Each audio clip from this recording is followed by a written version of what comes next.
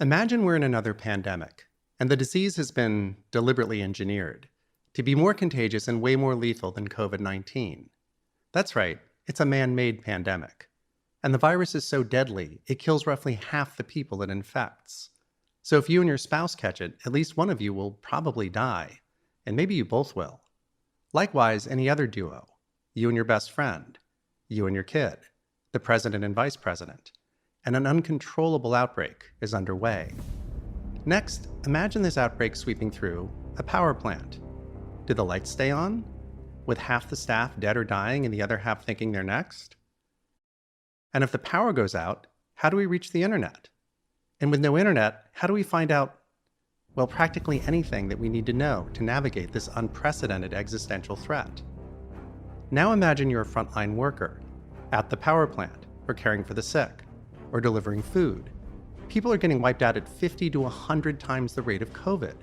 It's a coin toss as to whether you'll survive if you get sick. Do you report to work? Or do you hunker down with your loved ones at home until you all get really hungry? Supply chains disintegrate in situations like this. The grocery stores that actually open sell out, not just out of toilet paper. Then they don't get restocked. And pretty much everything else disintegrates too. For all of its horror, COVID hasn't shut down the power, the water, law enforcement, or the flow of information. But something this lethal could just shut them all down. And while you may be more imaginative than I am, I just can't picture civilization surviving an encounter with something this deadly. And the problem is, we're on a collision course with some version of this scenario. Hi, I'm Reid, and I've been worried about artificially modified viruses for a few years now. My background is that I'm a longtime tech entrepreneur who went on to become a writer. I write science fiction for Random House, and I'm also a science writer and science podcaster. A while back, I wrote 4 articles for Medium about artificial pandemics and other subjects. That led to an episode on my own podcast, which is called the After On Podcast and mostly considers fairly deep scientific issues in ways that non-experts can follow. That particular episode was a conversation with the thinker and entrepreneur Naval Ravikant, and it led directly to a talk that I gave on the TED Conference's main stage about a year and a half ago. I'll be integrating some of that earlier work here, and then building on it in this short series. In the course of it, I believe I'll persuade you that an engineered pandemic will almost inevitably happen eventually, unless we take some very serious preventive steps. And I'll tell you exactly what those steps are. We'll also talk about the science and techniques that are at play here, about the sorts of people who might actually want to inflict a pandemic on the world, and what drives them. But first, a big spoiler. I may not sound like one, but I'm an incurable optimist. I wouldn't be telling you all this if I wasn't convinced this story can have a happy ending. And more than anything, this series is about navigating our way toward one. I'll start out with this strange claim that we actually got rather lucky with COVID. Not in an absolute sense, obviously. This is clearly the most horrifying year humanity's endured in quite some time. But compared to what might have happened, in terms of sheer deadliness. Now, I say this with a caveat that it's hard to know exactly how deadly COVID is in percentage terms. We can't just use simple ratios of deaths to officially reported cases, because huge numbers of cases never get diagnosed. Many people who catch COVID never get symptoms, for one thing. And for those who do get sick, testing capacity is notoriously inadequate, so countless cases go undetected. But adjusting for all this murkiness, the World Health Organization estimates that between 0.5% and 1% of infected people die. And in many age groups, it's a tiny fraction of 1%. And I'm saying we got lucky because there is no biological reason why the death rate had to be this low. I mean, take SARS. It killed about 10% of the people it infected. That's an order of magnitude worse than COVID. And we were lucky with SARS too, in that people got so obviously sick so fast, patients were easy to identify and quarantine before they spread the disease very far. So fewer than 1,000 people died of it. But if SARS had been like COVID, and spread like mad when people were still asymptomatic or thought they just had a cold, we'd be living in a very different and badly diminished world right now. And SARS is a kitten compared to Middle East Respiratory Syndrome, or MERS, which kills over 1/3 of its victims. So we're incredibly lucky MERS just doesn't happen to be very contagious. And then MERS is mild compared to H5N1 flu, which kills about 60% of the people who catch it. making it even deadlier than Ebola. So thank God it's insanely hard to catch. How insanely hard? Well, the World Health Organization tallied every instance of H5N1 over a decade and came up with just 630 cases and 375 deaths. To put that scale in perspective, lightning kills about 60,000 people in a typical decade. So H5N1 is barely contagious at all. In its natural form, that is. But unfortunately, there's an artificial form of H5N1 as well. It exists because several years ago, some scientists started poking at the virus in hopes of understanding just how dangerous it could be. Since it was plenty deadly, but barely transmissible, they set out to create a contagious form of it.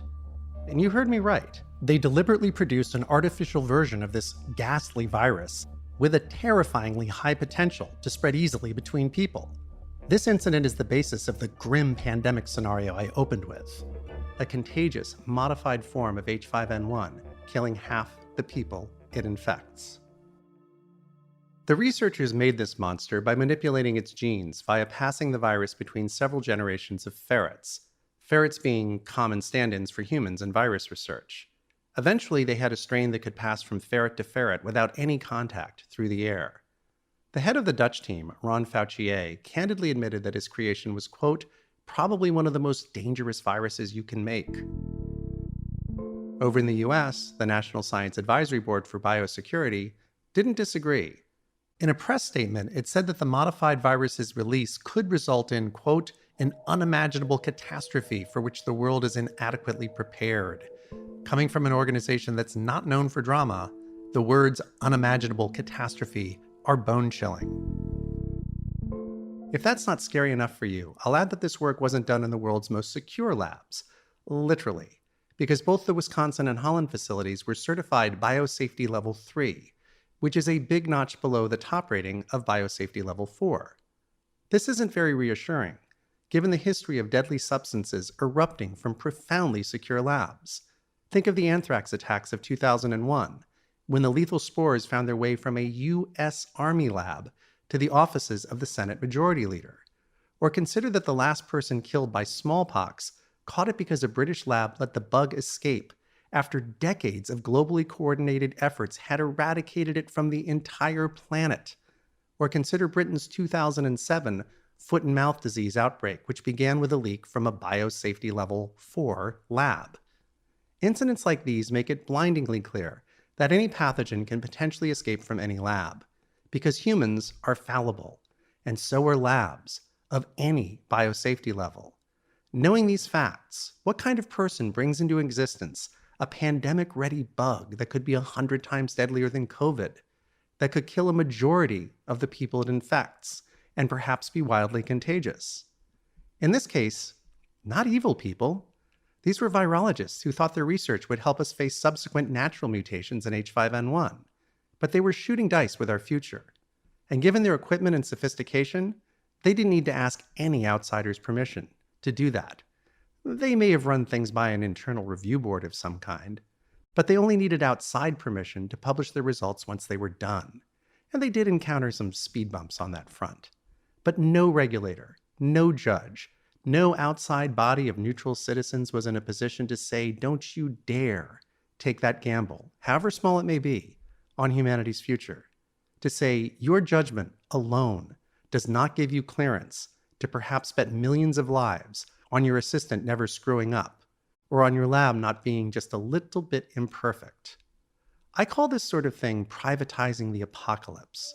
By this I mean that at the dawn of the Cold War, playing chicken with doomsday went from being something no one could do, because it was impossible with pre-atomic weapons, to something that two people could do. Kennedy and Khrushchev, Nixon and Brezhnev, Reagan and Gorbachev, etc.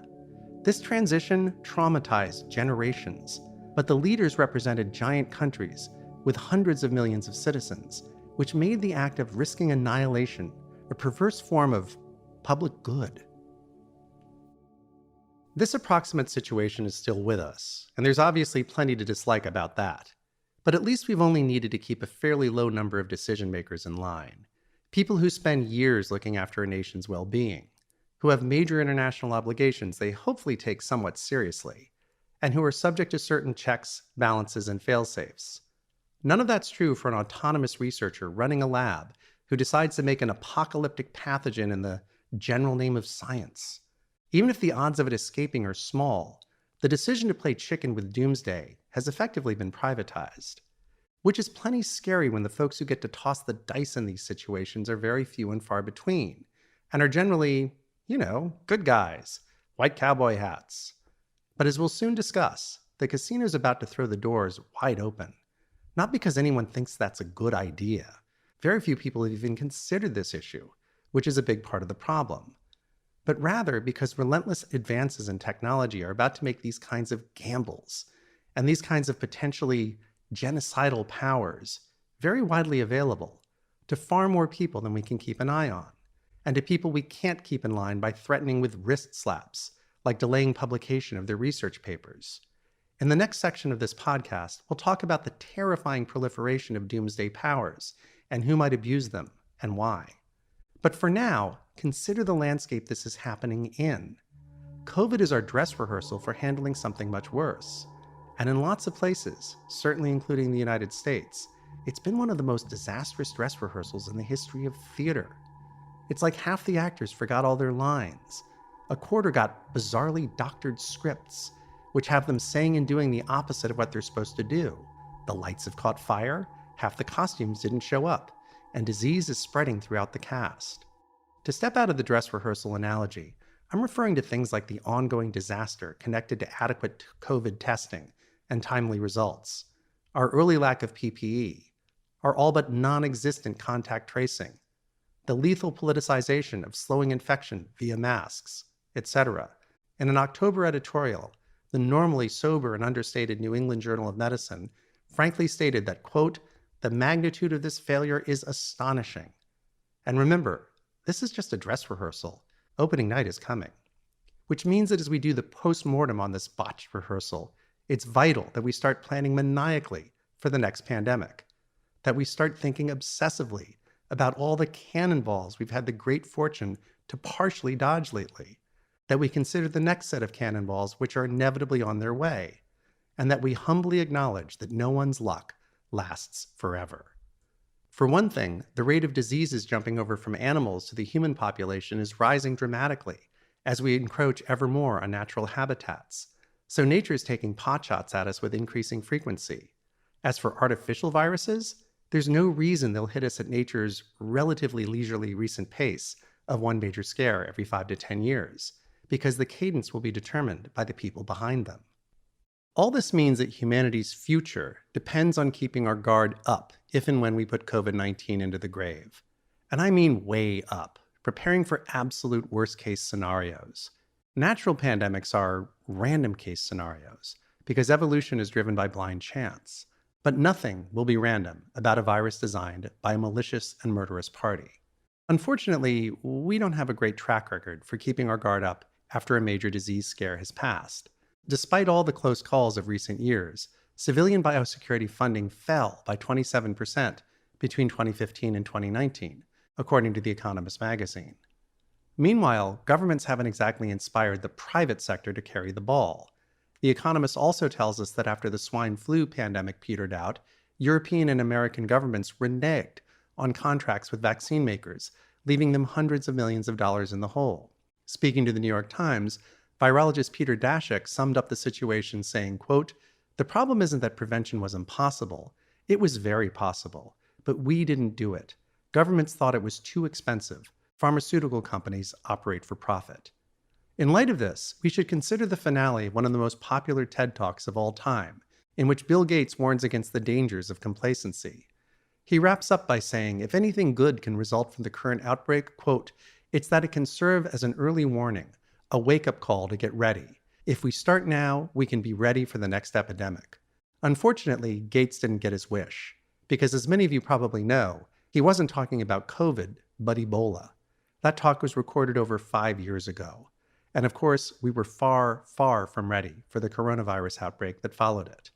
Now, as I said up front, there are many steps we can take to dramatically increase our resilience against pandemics, both natural and unnatural. And although we have a history of hitting the snooze bar hard enough to scatter alarm clock fragments into the next county, The wake-up call we're getting from COVID is uniquely thunderous. In response to it, I say we take inspiration from the ways our own bodies fight off infections and build a global immune system to identify and destroy deadly new diseases on a planetary basis. This system can be agile and adaptive, just like the ones in our bloodstreams. We'll talk about the components such a system might have and the fascinating science and technologies underpinning each of them.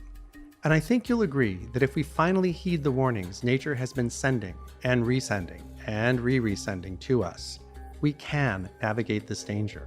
Bottom line, if you take only one thing away from this series, I want you to understand that a catastrophic pandemic is heading our way, but it's not too late to prevent its arrival if we can push our policymakers to rally to this challenge. Okay, Rob, that was terrifying. So before we jump into the topic of pandemics, engineered and perhaps natural, let's just get a little bit of your background here. How did you come to be interested in this? And I know you have a generic interest in science as a science fiction writer, but how did you come to be worried about this particular topic of the catastrophic risk posed by an intentionally engineered pandemic? Well, I guess the earliest thread of that actually goes all the way back to when you and I overlapped briefly as Stanford undergrads. At the time, I was studying a ton of Arabic and Middle Eastern history, and after graduating, I went to Cairo on a Fulbright fellowship, where I spent a year doing research on the secular opposition, people who were pushing for a non-religious, non-dictatorial government, a faction whose political errors ultimately, to a great extent, led Egypt's Arab Spring revolt, although they didn't actually gain any power from that. Long story. And one person that I spent a lot of time with back then was a guy named Farag Foda, who was Egypt's most prominent secularist at the time. And the fundamentalists hated him because he was vocal, he was for a non-religious government, and he was really brave. And really tragically, not long after my year in Cairo wrapped up, Farag was assassinated. And that kicked off a ghastly wave of terrorism that Egypt endured throughout the 90s and beyond. And it was a really big shift because there'd been almost no terrorism in Egypt for years prior to that. And really as a direct result of that, I got, very focused on terrorism as an issue.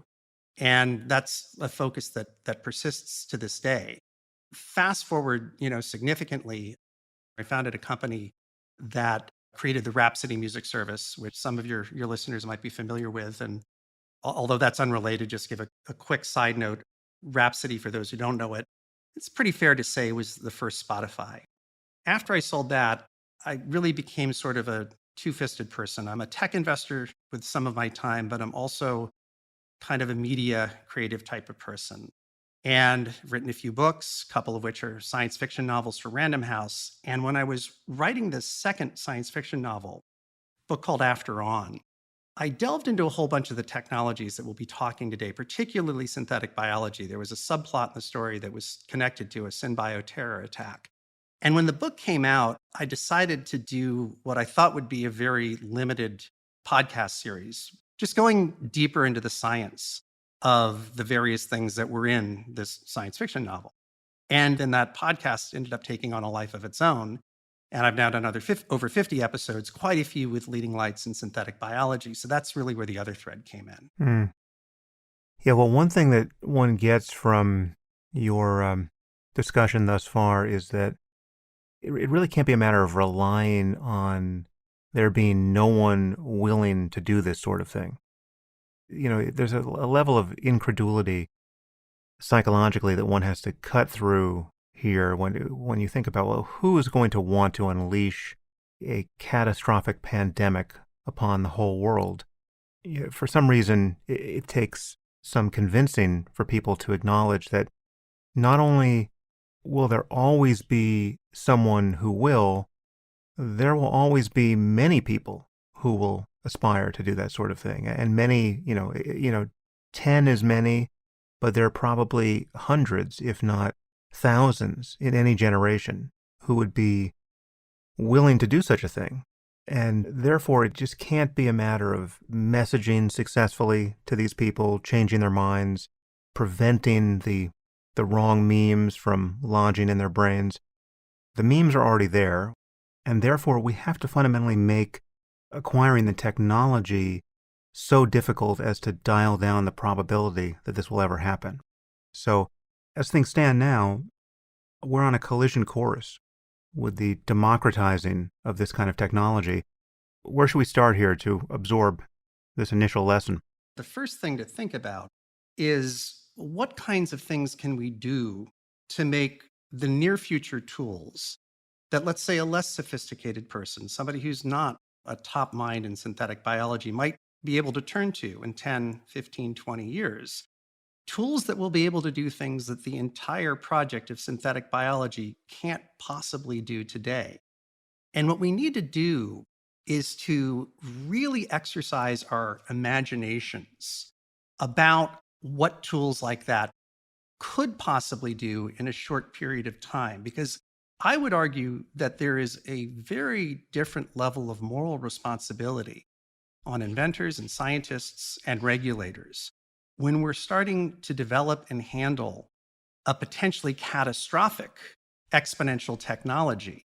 Exponential being that this is something that can go in radically unexpected places in a short number of years than when we're handling a normal dangerous technology. So to use a somewhat silly example, whoever the medieval Chinese blacksmith was who first invented a firearm, we don't blame that person for mass shootings. Mass shootings approached us at an incredibly slow speed over centuries, meaning it was on us to dodge those literal bullets or not. And we could have done things to make mass shootings difficult and rare, like keeping guns out of private hands. Now, I don't want to dive into a Second Amendment discussion because that could last for hours. I'll just say that whatever your position on gun rights, we can agree that society had ample time to decide whether or not mass shootings are a reasonable price to pay for today's policy. This situation did not sneak up on us at an exponential pace, but it's very different when something's improving 1,000-fold in a few years, because while it's impossible for anyone to definitively predict where that trajectory is going to lead, the people closest to the technology have a much better shot at it than the rest of us, which puts a particular moral weight on them to ask what rapid changes could end up ambushing a society that just doesn't see them coming. So one example of this, the US Department of Health and Human Services includes in its huge grip the CDC, the FDA, the National Institutes of Health, and clearly has all the intellectual and technical firepower it needs to be profoundly informed about synthetic biology. But it was the HHS of all entities that posted the 1918 flu genome to the internet in 2005. When smart people like Ray Kurzweil, who's basically the godfather of exponential thinking, who really came out stridently against doing that, could have easily told them that this information might be catastrophically weaponized within a couple of decades. And we can't keep having failures like that, which means private sector leaders need to use their imaginations a lot, and academics a lot, about worst case scenarios, be very transparent about them, and self-regulate more than any industry in history. And meanwhile, governments have to be unbelievably smart about synbio, synthetic biology, and they have to monitor the industry relentlessly. And they have to regulate dangerous practices on a coordinated international level. And I'm a generally very free market-oriented person, so I don't say any of this lightly. But this sort of thing is just necessary when we have a wildly promising exponential technology that we want to nurture and benefit from, but which also has a cataclysmic downside. And the funny thing is that we don't really have a good precedent or analogy that we can turn to guide us.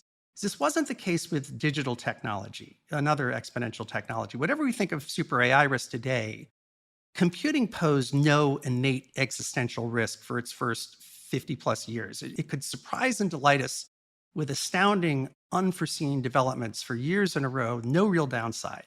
So we just don't have a good historic map to turn to for guidance here. You and I are recording this during hopefully the waning days of the COVID-19 pandemic. Let's hope. We're in this frustrating, uncanny valley of knowing that vaccine is everywhere, sitting on shelves, and it's being administered at a a shockingly leisurely pace. California was just declared the worst state in the nation with respect You're to kidding. the velocity of its vaccination program. Good grief. How we achieve that is anybody's guess. But, many of us have drawn the lesson here that we have experienced a comparatively benign pandemic. I mean, it almost couldn't be more benign. Right. It's worse than flu and then perhaps tenfold worse than flu, but it is still killing at most 1% of people infected and disproportionately elderly people. So the impact of something tenfold more lethal or more is really difficult to picture, or rather, it's easy to picture how catastrophic that would be, because I'm not alone in thinking that, this is a dress rehearsal we've experienced for something quite a bit worse, and we have just manifestly failed this dress rehearsal. Our response to COVID has been abysmal, and it's been abysmal even though the scientific response has been amazing. The public health response has been as inept as you could have ever feared, but the research response, the molecular biology response, the vaccine production response has been amazing. I mean, the Moderna vaccine was created apparently before there was a single death in the U.S. from COVID. It's astounding that we have the juxtaposition of that kind of technical competence and the utter mismanagement of a public health response. And, as we know, and need not get sidetracked by, there's been a layer of political controversy and chaos that in part explains how bad we are at this, but not entirely. We're a society that can't figure out how to produce masks at scale, it seems, or Q-tips. So we have supply chain problems. It's been a colossal embarrassment and an excruciatingly consequential one given the body count. And again, this is about as easygoing a pandemic as we could have hoped for. So what lesson do you draw from this, given that what would be engineered, would very likely be quite a bit worse? And as we know, and as you've discussed, and we'll discuss further in this series, there are natural variants of diseases that we're already worried about, which are quite a bit worse than COVID, and it's just by sheer luck that they haven't spread more efficiently than they have. So we know that almost everything on the menu is worse than COVID, and yet this has unmasked our near total inability to respond quickly to a challenge like this. To summarize all that, frankly, the private sector has covered itself in glory. And in many countries, certainly including the United States, the public sector has covered itself in shame. And we need to do much, much better than that.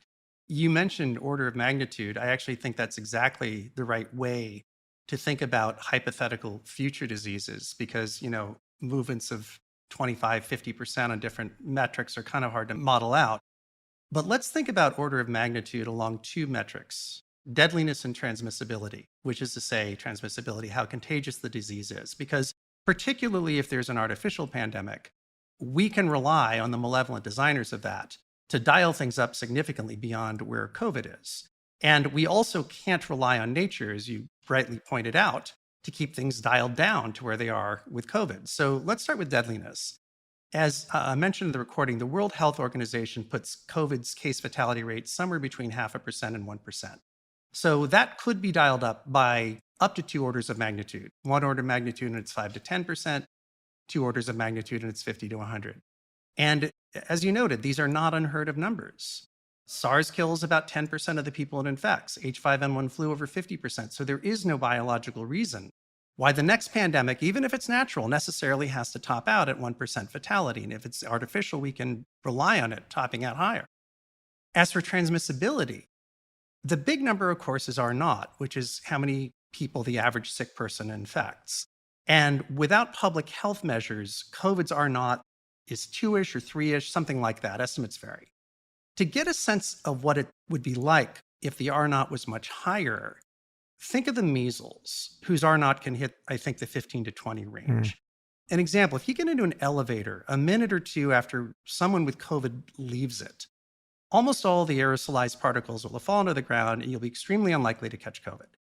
But if you're unvaccinated for measles and a sick person leaves an elevator 2 hours before you show up, you could very easily catch the measles. So imagine a one order of magnitude disease in transmissibility. Think of something as deadly as COVID currently is, but as contagious as the measles. The result of that situation would be that virtually everyone would catch it in very short order, and we'd have an unbelievably hard landing into herd immunity. I think that would be absolutely ghastly. The death rate would go north of what COVID is because hospitals would be overwhelmed, but I'm pretty confident civilization would survive. As for the death rate going up by one order of magnitude, 5 to 10%, I'm still confident society would march on, but a bit less so. Not because of what it would do to people who were lucky enough to seclude at home. They could probably still dodge the virus, but what it could do to supply chains. Like if there's a 5 to 10% chance of death, do meat packers show up at work or grocery store workers?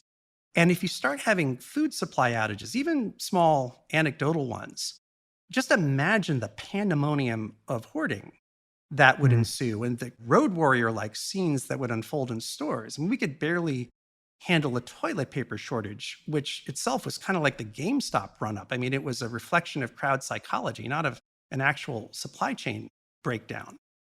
Still, I don't think that's a civilization canceling scenario either, but it'd be way more dangerous than what we're facing now. Now, those are two one order of magnitude diseases beyond COVID. As for two orders of magnitude, all bets are off. I mean, I don't know if anyone shows up to work if there's a 50 to 100% fatality rate, or if there's an order of magnitude jump in fatality combined with one in transmissibility. And in that sort of scenario, I start worrying about staffing the electrical grid. Because if the power goes out for a sustained period over a national grid, or God forbid, a global footprint, civilization teeters very, very quickly. So if there ever is a wide outbreak, and I'll come back to those words, wide outbreak, in a moment, of a 2 order of magnitude disease, the only way society could possibly survive would be with very meticulous contingency plans that are drilled at local and national levels, and very, very careful to keep power, food, and law enforcement flowing. Plans which I'm sure we don't currently have. Now, a much... It was Go right ahead. behind the Q-tip plan and the mask plan. Exactly. Once the Q-tip plan was contingency plan, the survive a doomsday apocalyptic disease plan. Now, a much better alternative to ever facing a wide outbreak scenario would be to have an incredibly robust global immune system response to quash the disease the instant it shows up on a radically improved global surveillance network, which we're going to talk about a lot later in the series. So in any event, somewhere between 1 to 2 orders of magnitude, distributed between deadliness and transmissibility, I do think civilization teeters, and there's no way we could survive a wide outbreak, much more than 1 order of magnitude, without a radically improved public health game. There's a couple of threads I want to pick up on here. One is this distinction between natural and synthetic pandemics. You focus on the synthetic possibility, but really everything you say is just as relevant to anything nature might cook up for us. I absolutely agree. And also, I think the boundary there is a little blurry because even in the case of natural pandemics, you're still talking about human behavior. I mean, anyone who's putting a bat on top of a pangolin and calling it lunch is teasing out these xenoviruses from the womb of nature, and that's one vector by which they get into our population. So we have to figure out how to modify human behavior across the board so as to reduce the likelihood of this kind of thing happening. And we already know that there are natural viruses and other pathogens that have very high lethality, and a single mutation could make them super transmissible in ways that they're not currently. And we know that nature is running that experiment continuously. This is the Darwinian principle by which things change. But there is one human behavior that I think we do want to shine a light on and very likely block, and that is related to the experimentation on H5N1 that you discuss. And this is what often goes by the name of gain of function research, where biologists, in studying how a pathogen might behave, can actually modify its genome such that it acquires a different rate of transmissibility, say, right? So something that was not yet transmissible human to human becomes so. And it's easy to see how well-intentioned people might think it wise to do such research, assuming they have extraordinary confidence that they're not going to accidentally leak one of these pathogens out of their labs. But we know so much about how difficult it is to be perfectly careful in an ongoing way that after a few minutes of reflection, some of this research seems patently insane. What's your current view on the H5N1 research that you began speaking about? Well, so you made an important point, which is that gain of function research is done by well-meaning people. It's done with a public health agenda. These aren't mad scientists. They're trying to probe at the worst things that could conceivably happen so we can better prepare for them.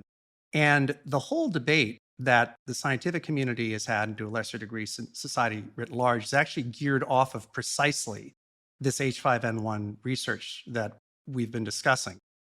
There was, and to some degree remains, some confusion about the virulence and transmissibility of the H5N1 modified viruses that were created. Some have questioned the consistency of the statements at least one of the researchers made. And also the transmissibility that the research achieved was in ferrets. So we really have no idea how these viruses would behave in humans. Of course, they didn't infect humans. They could have been way worse than the ferret results. They could have been a dud. We don't know. So for this reason, I use the H5N1 incident both as a scary and thought-provoking historic fact. I mean, this happened and holy shit. But also as a bit of a metaphor, like a touchstone for conversation. And that what we can say is that a virus of unknown but potentially catastrophic power resulted from gain-of-function work in 2011 using the technology at that time. And to assess what that means for our security, now we need to consider the speed with which the tools and techniques of synthetic biology have been improving since 2011 and the degree to which they've been spreading. And we'll get into much more detail on that in then a later section. But short answer is these tools are improving with unbelievable speed. And just as rapidly, they're spreading to very large, widespread levels in academic biology and beyond. So the original H5N1 gain-of-function research was the roughest of prototypes for what's possible now for a much, much larger group of people, which makes any clouded understanding of the human transmissibility of those original viruses kind of immaterial. Anyway, to get back to what happened. In 2014, there was a series of blunders that the US government committed in relation to some scary pathogens. In one incident, some live anthrax spores were mailed from one lab to another. In another one, really crazy, live smallpox virus was discovered in a forgotten FDA storage facility. And as a result of these and some other things, concern ramped up about deadly pathogens. And one result of this was a pause on government funding of gain-of-function research.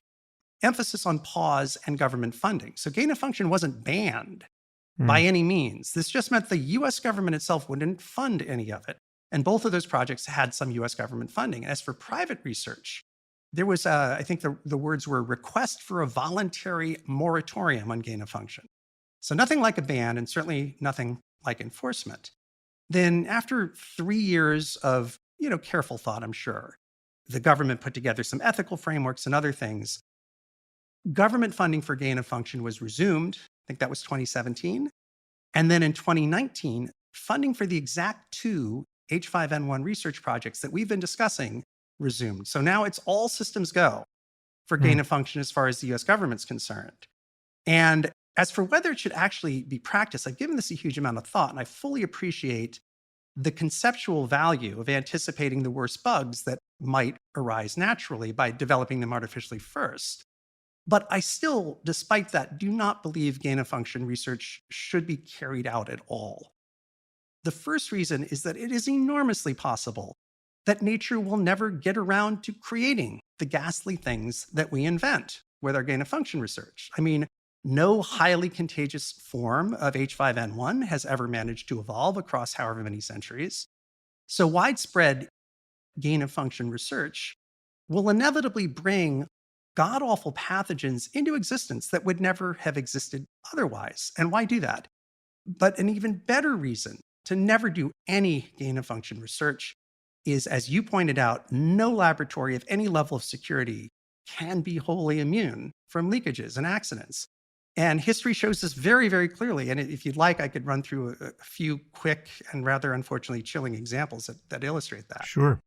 The first one that I often draw attention to was a smallpox leak that occurred back in 1978. And the timing is relevant because just 1 year before that, smallpox had been eradicated from the entire world after a heroic 10-year effort. And right before that eradication effort, 2 million people a year were dying from smallpox still in the late 60s after hundreds of millions had been killed in the first half of the century. Yeah, it was something So like 500 million people died in the 20th century from smallpox. crazy, Yeah. crazy numbers. And so we can imagine the level of care and attention that must have been lavished on every remaining sample of smallpox 1 year after the eradication. But nonetheless, smallpox managed to escape from a British lab. It infected 2 people and killed one of them. So the last person in history to die of smallpox died as a result of a lab leakage. And as for biosafety level 4 labs, which is the very, very highest level of biosafety by an international set of standards, and biosafety level 4 is extremely rare. There aren't a lot of them in the world. So this is the pinnacle. We can look at a foot and mouth disease outbreak or leakage rather, in Britain once again back in 2007. And again, this timing is relevant because just a few years before that, Britain's cattle industry had suffered a crippling foot and mouth outbreak. So high alert for foot and mouth in the UK. But despite that, the virus literally leaked out of this BSL-4 lab into the surrounding groundwater. And then 2 weeks after that lab resumed work, it happened again. So we're at the pinnacle of biosafety in a country that's been blighted by this disease recently, and we have this leak. And in light of that, do we really want to do gain of function research into pathogens that might imperil civilization itself? And by the way, many very level-headed people believe that COVID itself might have leaked out of a biosafety level 4 lab, the Wuhan Institute of Virology. Now, I haven't dug deep enough into that to fully form my own point of view on whether that would have been a leak or not. But it's definitely not just the realm of the tinfoil hat crowd. And then the last example, which is relevant for an additional set of reasons, as if it's not grim enough, is the anthrax attack of 2001, which killed 5 people. This was a week after 9/11, and envelopes containing anthrax spores showed up at some media outlets as well as the offices of a couple senators, including the Senate Majority Leader, Tom Daschle. And as it happens, I was in Daschle's office that week, so this one's kind of seared into my memory. And it turns out that those spores came out of a high security US Army biodefense lab, probably at Fort Detrick in Maryland, although some people think it might have been another Army lab. Now, there's always going to be a swirl of mystery and conspiracy theory around this one because the FBI's main suspect actually killed himself before any indictments or trials. But regardless of who took the spores out of the lab, it's hard to imagine a country at a higher level of alert than the US after 9/11, 1 week after 9/11. And it's hard to imagine a significantly more security-minded and security-capable organization than the US military. And yet, even in those circumstances, anthrax made its way from the heart of the military-industrial complex into the office of the Senate Majority Leader. Again, well, proving 2 things. 1, any facility can leak, but also showing us that safety measures, which are meant to prevent accidents, are all but helpless against a malicious insider, because that's not the disaster scenario they're designed around. And, the odds of there being an unhinged insider go up as you increase the number of places working with disastrous pathogens. The consequences go up as the pathogens become exponentially more terrifying than anthrax or even COVID, which again leads us to question why in the world would we ever do gain of function research?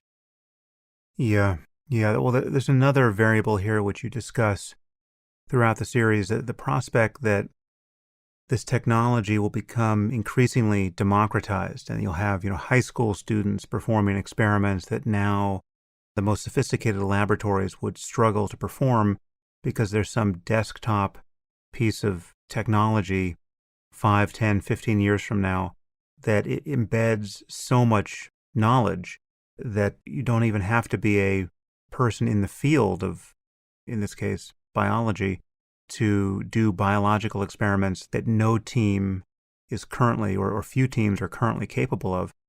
It's very easy to see how the consequences of this meddling will get away from you. And the idea that we are poised to spread the tech around to the level of high school students is fairly terrifying. But at the same time, there is something that's undeniably cool about high school students discovering things like synthetic biology and doing really cool things with it. And so, a little bit of a sidetrack, the most vivid evidence of synbio technology in high schools, to me, is something called the Igem Competition. An Igem is sort of an annual synbio jamboree for students, which spun out of MIT a while back. And each year, thousands of students grouped into several hundred teams compete in creating sort of little synbio marvels. And those teams come out of grad schools, they come out of colleges, and they do come out of high schools. I recently eyeballed the list of last year's teams, and I'd say about a quarter of them came out of high schools. And the high school projects I read about included a virus testing system that delivers PCR-like technology at home, which is not easy to do. Another was a field kit you could take out into the woods to test wild mushrooms for toxicology. So pretty sophisticated stuff coming out of today's high schools. And I do think iGEM is a great thing, as I mentioned. And I don't think that we have to worry at this instant about a rogue high school kid doing something catastrophic, with synbio today, but we do have to appreciate that this is the endpoint of the academic transmission channel, and it's wide open. So things that are only possible for today's top synbio professors will rapidly diffuse to smart grad students, and then to smart undergrads, and then to smart high school kids, and eventually to dumb 8th graders, right? And we obviously can't put a biosafety level 4 protection, protocol into every high school. So we either have to stop the diffusion of this technology, which I think would be tragic and also completely impossible, or we have to start building safeguards that selectively prevent dangerous practices down the line, which is tricky because our intuitions reliably defeat us when exponential change is involved. I mean, there's a famous question of whether it's better to have $1 million or a penny that doubles every day for a month. And our intuitions scream, take the $1 million, but it turns out the penny is a much better deal. And I believe we have this miswiring because our ancestors simply never encountered exponential processes when they were living on the savannah and they were evolving on the savannah. They had to solve all kinds of de facto Newtonian physics problems when they went hunting, when they fled predators, when they were cracking things open. So that kind of mathematical intuition is very hardwired into us, but not exponential processes. So therefore, we have things like HHS naively posting the Spanish flu genome to the world. And rather than laugh at that, we need to be unbelievably concerned about what information and methodologies we're putting out in the world today. To spoiler alert, a little smidgen from section 2 of the recording, the awesomeness of this, the speed of this advance in synbio to me is best captured in looking back at the Human Genome Project, which lasted 13 years and cost about $3 billion and ended in 2003, so not in ancient history, at which point the team had basically read out a single human genome. And today you can have your genome read not for $3 billion, but for $300. And 2003 wasn't that long ago. So it's a $10 million to one price drop. Yeah. I mean, that's flabbergasting. Yeah. And so that is the kind of pace of change that we are simply unaccustomed to dealing with, that our ancestors were utterly unaccustomed to dealing with, that defeats our intuitions. And so I go back to the point I made earlier, that those who are deep in the process of creating this technology have a much, much higher moral weight on them to try to forecast the things that might otherwise blindside a society that doesn't see it coming. And there really needs to be a symphony of coordination between academia a self-regulating private industry, and really, really smart public health people to prevent catastrophic unforeseen circumstances. Okay, well, it will not surprise you to know that you have not yet made me an optimist, Rob. But happily, you've got further installments in this series to try. Absolutely. There's more to come, and much more optimistic ones to come. We've talked about the apocalyptic nature of artificial pandemics. Now let's consider the reasons someone could possibly have for unleashing one. Doing this would almost certainly doom the unleasher. If he doesn't die of his own awful disease, he ends up in a post-apocalyptic hellscape. That doesn't sound like a great incentive structure, so it's fair to question whether anyone would ever actually do such a thing. A doctrine called mutual assured destruction comes to mind. It got us through the Cold War, and basically said that since a nuclear slugfest would annihilate everyone, neither side would start one. The policy had some terrifying holes in it, but you gotta admit, here we still are. Meanwhile, a vial filled with an obliterating contagion has its own mad deterrence built into it. So if we could trust the Soviets with thousands of nukes, and it turns out we could, who couldn't we trust with that vial? When I've explored this issue in writing or in talks or interviews, I've come to gravitate toward a handful of examples that really help frame it. On the question of whether anyone would ever unleash a doomsday virus, I often think of the Las Vegas shooter, who murdered 58 concertgoers in 2017. For starters, unlike the Soviet Union, he was committed to self-annihilation, making him undeterrable by nature. Given that, would he have preferred to unleash something 100 times worse than COVID? If he somehow had that capability? Obviously, we don't know if he would have done that, but we sure can't say he wouldn't have. After all, this guy, like countless other mass shooters, had no proven boundaries when it came to inflicting death and untold suffering on as many strangers as possible. And there's really no reason to think he even grazed the outer limits of the horror he would have liked to inflict. So we can't say he didn't want to topple civilization. We can only say he didn't get to. Now, this guy was no rocket scientist, nor was he a world-class biologist. In 2017, that meant he didn't get to have a vial full of deadly man-made viruses. So we don't know what he would have done with one. But here's the thing. I bet he didn't know squat about ballistics either, and that he couldn't have designed a semi-automatic weapon any more than he could have hoisted himself to Mars. But he did get to have a private arsenal, which illuminates a critical point. Even if it takes geniuses to create a technology, and more geniuses to translate it into functional tools, it may only take a sick lunkhead to operate those tools. Now, the frontiers of biology are generating extraordinary tools, and for now, they're both created and operated by brilliant people. But there's no reason why this has to be the case forever. In fact, the tools and techniques in question are set to spread far and wide, which we'll discuss in a bit. But for now, the key point I always make when discussing this topic is that when suicidal mass murderers really go all in, technology is the force multiplier. For a low-tech example of this, I often cite a series of school attacks that occurred in China several years ago. There was a rash of 10 of them. Just like in the US, they were carried out with the deadliest things you could find in the local stores. But since this was China, that wasn't semi-automatic rifles, but things like knives and hammers and cleavers. Just like the Vegas shooter, the 10 attackers in China pushed their technology to its murderous limits. But all of them, combined, killed less than half as many victims as the Vegas shooter alone. To slide to the other end of the tech spectrum, consider the German wings pilot who decided to end it all in 2015.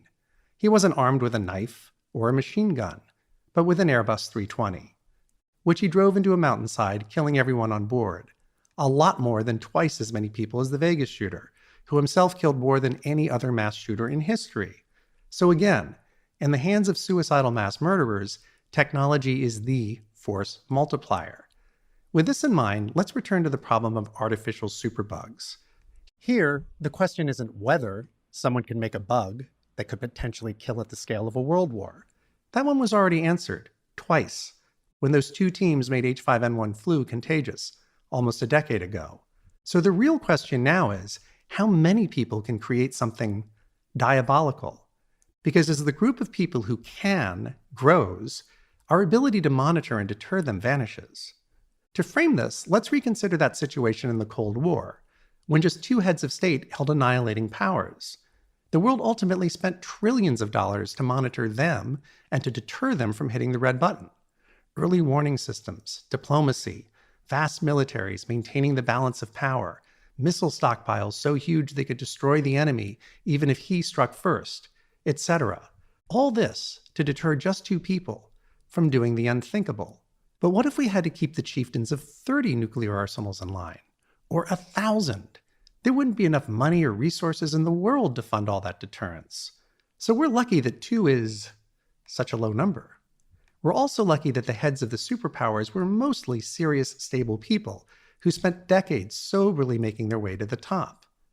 Now, we could probably say similar things about a very different duo, the 2 head researchers who created the contagious form of H5N1. They were brilliant biologists, the heads of labs. They had decent budgets, excellent equipment, and spent years cultivating their minds until they could do things that no scientists had done before. A decade ago, when they did their thing, the cadre of people who could create genocidal pathogens was a pretty elite club, with really high admissions standards, ones that would tend to weed out loopy, erratic people. But what if that club grows, and the hurdles to joining it plummet? Again, try to imagine an analogous world with thousands of sovereign nuclear powers. It's a very unstable picture. Now, on the biology front, we're way past the point when just 2-ish people in the world could groom a bug as deadly as the contagious form of H5N1. The reason is a new branch of science called synthetic biology, I'll call it SynBio from now on for short, is what's known as an exponential technology. That means it gets more powerful and cheaper in rapidly compounding ways. The output that cost $1,000 last year might cost $500 today, $250 next year, and before we know it, just pennies. When this goes on, things don't just get cheaper, but capabilities spread from nobody to a handful of people to masses of people. We've all personally lived through this with computing, another exponential technology. 15 years ago, not even Bill Gates could casually place video calls from his cell phone. But today, billions of people can, and I'm one of them. But that sure doesn't mean I know more about computing than Bill Gates knew 15 years ago. This sort of thing happens all the time with exponential technologies. Over just a few years, complete non-experts pick up capabilities that were initially beyond the top people in the field. That's pretty cool when it's video calls, not so much when it's unleashing an artificial disease. To give a sense of how steep the exponential curve is in biology, I always cite the Human Genome Project. It lasted 13 years and cost about $3 billion. When it ended in 2003, the team had read and documented a single human genome. Today, you can have your genome read for $300. That's a 10 million to 1 price drop in less than 20 years. So the impossible is now affordable. And soon, it'll be practically free. Of course, lots of things are still extremely hard in SynBio. For now, only a tiny handful of truly elite scientists can generate viable replicating viruses from scratch, just from genetic code. And it's a good thing that capability is so rare, because the genomes of eradicated monsters like smallpox and the flu that killed 50 million people right after the First World War are up on the internet for anyone to download. And yes, that means smallpox can now be created from scratch by anyone with the skills and motivation.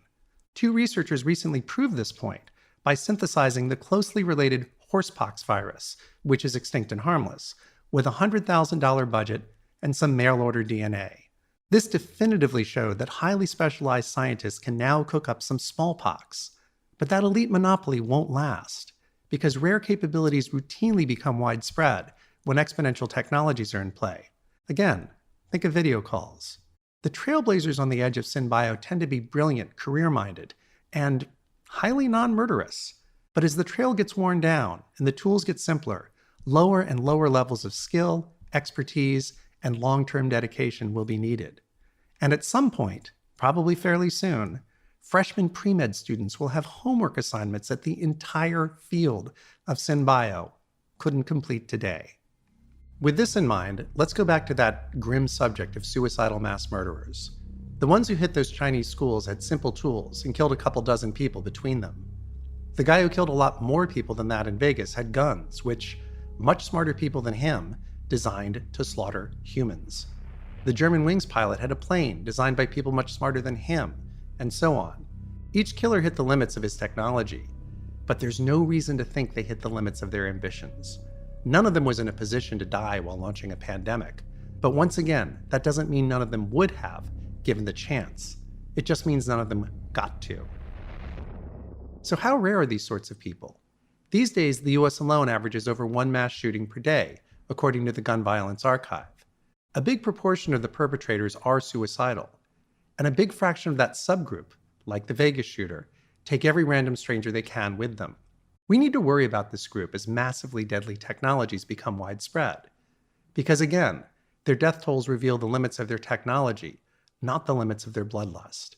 And no doubt, some people in this category have no upper limits. Each year, this group is replenished as hundreds of people throughout the world go on a final deadly spree. Think of those killers as being in a circle on a Venn diagram. It's very small and stable in size, but it's extremely significant. In a neighboring circle are those who could trigger the deaths of millions of us if they really wanted to. That circle is even smaller. It's barely a speck, but it's growing. It used to include just a few heads of state, as we discussed. Then in 2011, assuming their creation was in fact contagious between humans, those H5N1 biologists entered it. And these days, quite a few more scientists are surely in that circle. Because in biology, the heroically difficult feats of 10 years ago are just a hell of a lot easier now. The enabling technology is simply moving so fast. For instance, the world's most celebrated and prominent gene editing tool, which is called CRISPR, didn't even exist when the H5N1 flu was modified. And today, CRISPR is taught in high schools. And post-CRISPR tools, which are even more powerful, are now cropping up and are also proliferating. So again, we have two circles in our Venn diagram. One contains the people who are gonna snap this year and kill as many people as they can, and the other contains those who could kill millions of us, or more, if they really wanted to. That second circle is set to grow with insane speed due to the proliferation of ever more powerful symbiote tools and techniques, which means unless something changes, those circles are gonna collide and intersect. And the world will be home to someone who wants to kill us all and is capable of producing or obtaining an annihilating pathogen. The deadliness of that pathogen could have absolutely no precedent, because for all its faults, a bug like the coronavirus has nothing against us. Technically, viruses aren't even alive. And many deadly ones actually become less deadly over time, because killing off all your hosts is no way to win the game of evolution. So natural viruses will never go out of their way to maximally harm us. They just don't have ways to go out of. That wouldn't be true of someone who sits down to design a deadly virus. For instance, one thing that makes COVID dangerous is that some people are contagious without any symptoms. That period's thought to last a few days. So why not extend it to a month? The coronavirus won't take that on as a personal goal, but a designer might. A designer might also make something 100 times deadlier than COVID, like a contagious form of H5N1 flu. Now, this wouldn't be easy, but ease is a function of tools and skill. And we know the raw tools of DNA synthesis and editing are improving at breakneck speeds. As this continues, some profoundly skilled people with perfectly benign motives will probably design some profoundly deadly things. They might be virologists, pushing biology's outer limits, graduate students doing thesis projects, militaries exploring what their enemies might cook up, counterterrorism units doing the same thing. I expect that almost all the people playing this game will be white hat operators, precisely because of the brilliance and resources it'll require at first. But that doesn't mean their work can't be dangerous. For starters, we've already talked about how many deadly bugs have found their way out of secure labs. And they could also escape in non-physical ways. Because although good guy scientists may make critters in petri dishes, they'll really be creating tiny data files. The H5N1 genome is just that, a packet of information with just 10,000 letters in it. That's nothing. A transcript of this recording would have way more letters than that. And data networks get hacked constantly. And when they do, the significant files go missing, then get copied and copied and copied. Just ask any music label, movie studio, or Fortune 500 company that let hackers get the intimate details of millions of customers. Like, ask Equifax. Now, when the first deadly genome gets swiped and spread all over the dark web, technology may not be advanced enough for bad guys who are not elite scientists to do much with it. But the internet never forgets. And a decade or two later, the technology to synthesize genomes could be 1,000,000 times more powerful, and in 1,000,000 labs. You see, injecting the time variable between the brilliant good guy who does the hard work and a later bad guy who abuses that work is really destabilizing. Because while the bad guy may not be brilliant at all, a couple decades could give him access to vastly more powerful tools that make up for that. Again, think of the Vegas shooter, who was no ballistics expert, but who stood on the shoulders of generations of them. Or think of whoever posted the genetic recipes of smallpox and the 1918 flu to the internet. They couldn't possibly have been thinking exponentially, which means they either couldn't imagine a near future in which platoons of people could resurrect those diseases, or they didn't bother trying. With this in mind, please dial up your inner science fiction writer for a moment. Let's imagine it's the intermediate future, a few decades out, and every high school biolab has a benchtop DNA synthesizer. These already exist, as we'll soon discuss, but definitely not in high schools because they're way too expensive. However, like the personal computers of the 1970s, they'll get much cheaper and better, and it's hard to imagine their descendants won't end up in high schools. Now let's imagine this high school printer can crank out a complete error-corrected virus genome if you input its genetic code. You can't do this with today's DNA printers. They can only produce batches of about 2,000 error-corrected letters of DNA, whereas viruses typically run in the low tens of thousands to hundreds of thousands of letters. But history's shown that 10 to 100x improvements are fairly short walks in exponentially compounding technologies like SynBio. Recall the 10 millionx improvement in reading DNA in the 18 years since the Human Genome Project.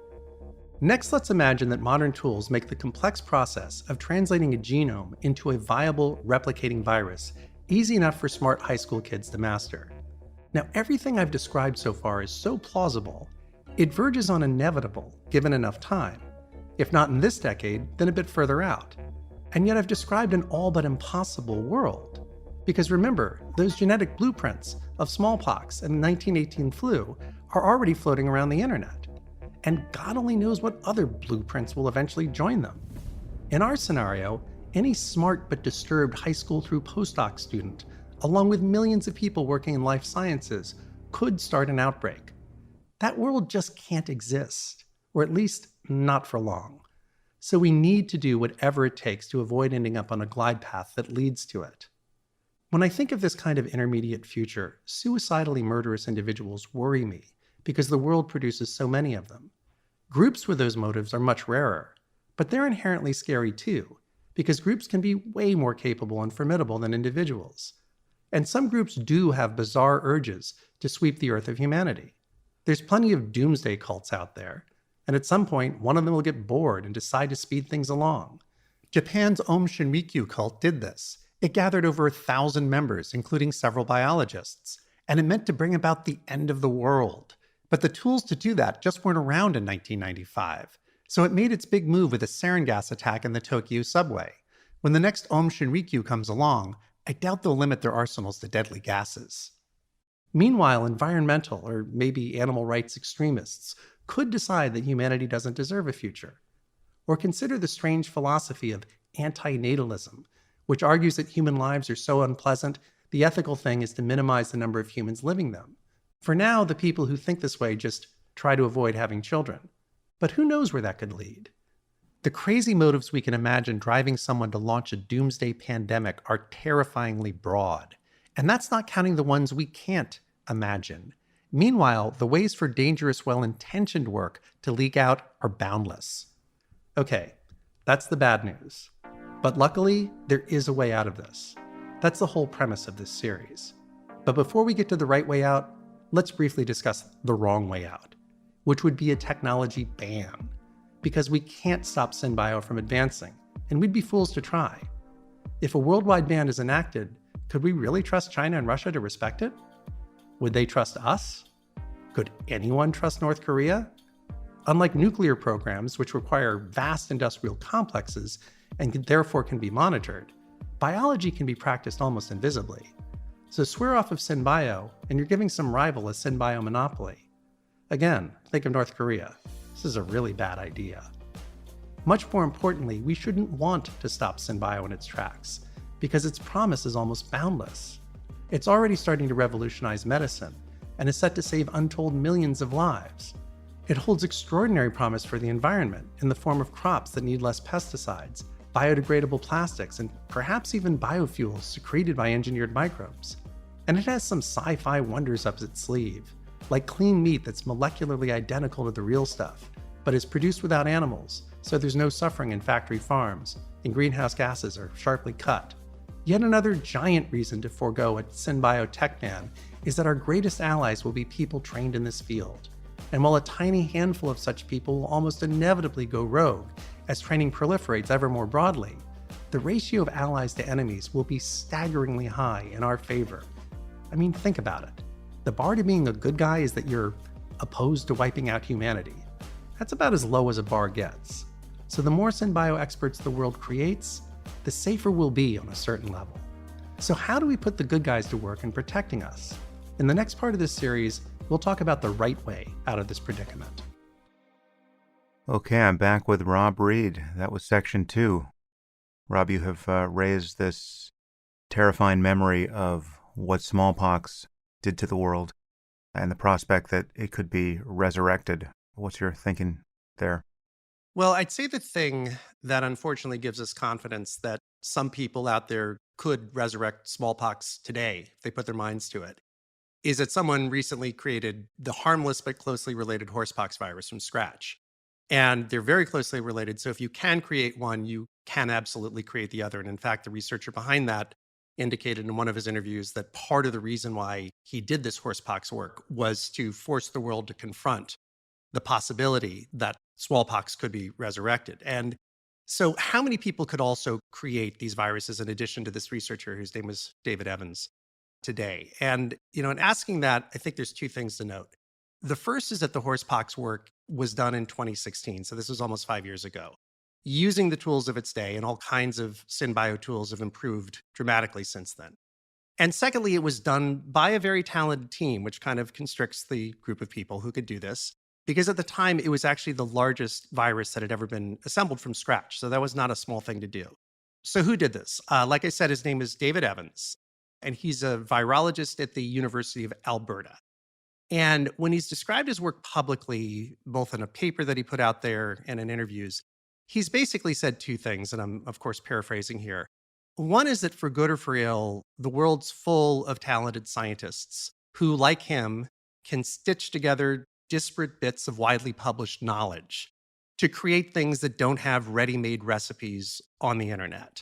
But he also said, so that's the bad news, but he also said that doing what he did would require advanced scientific training, a very specialized lab, and a fair amount of inside knowledge.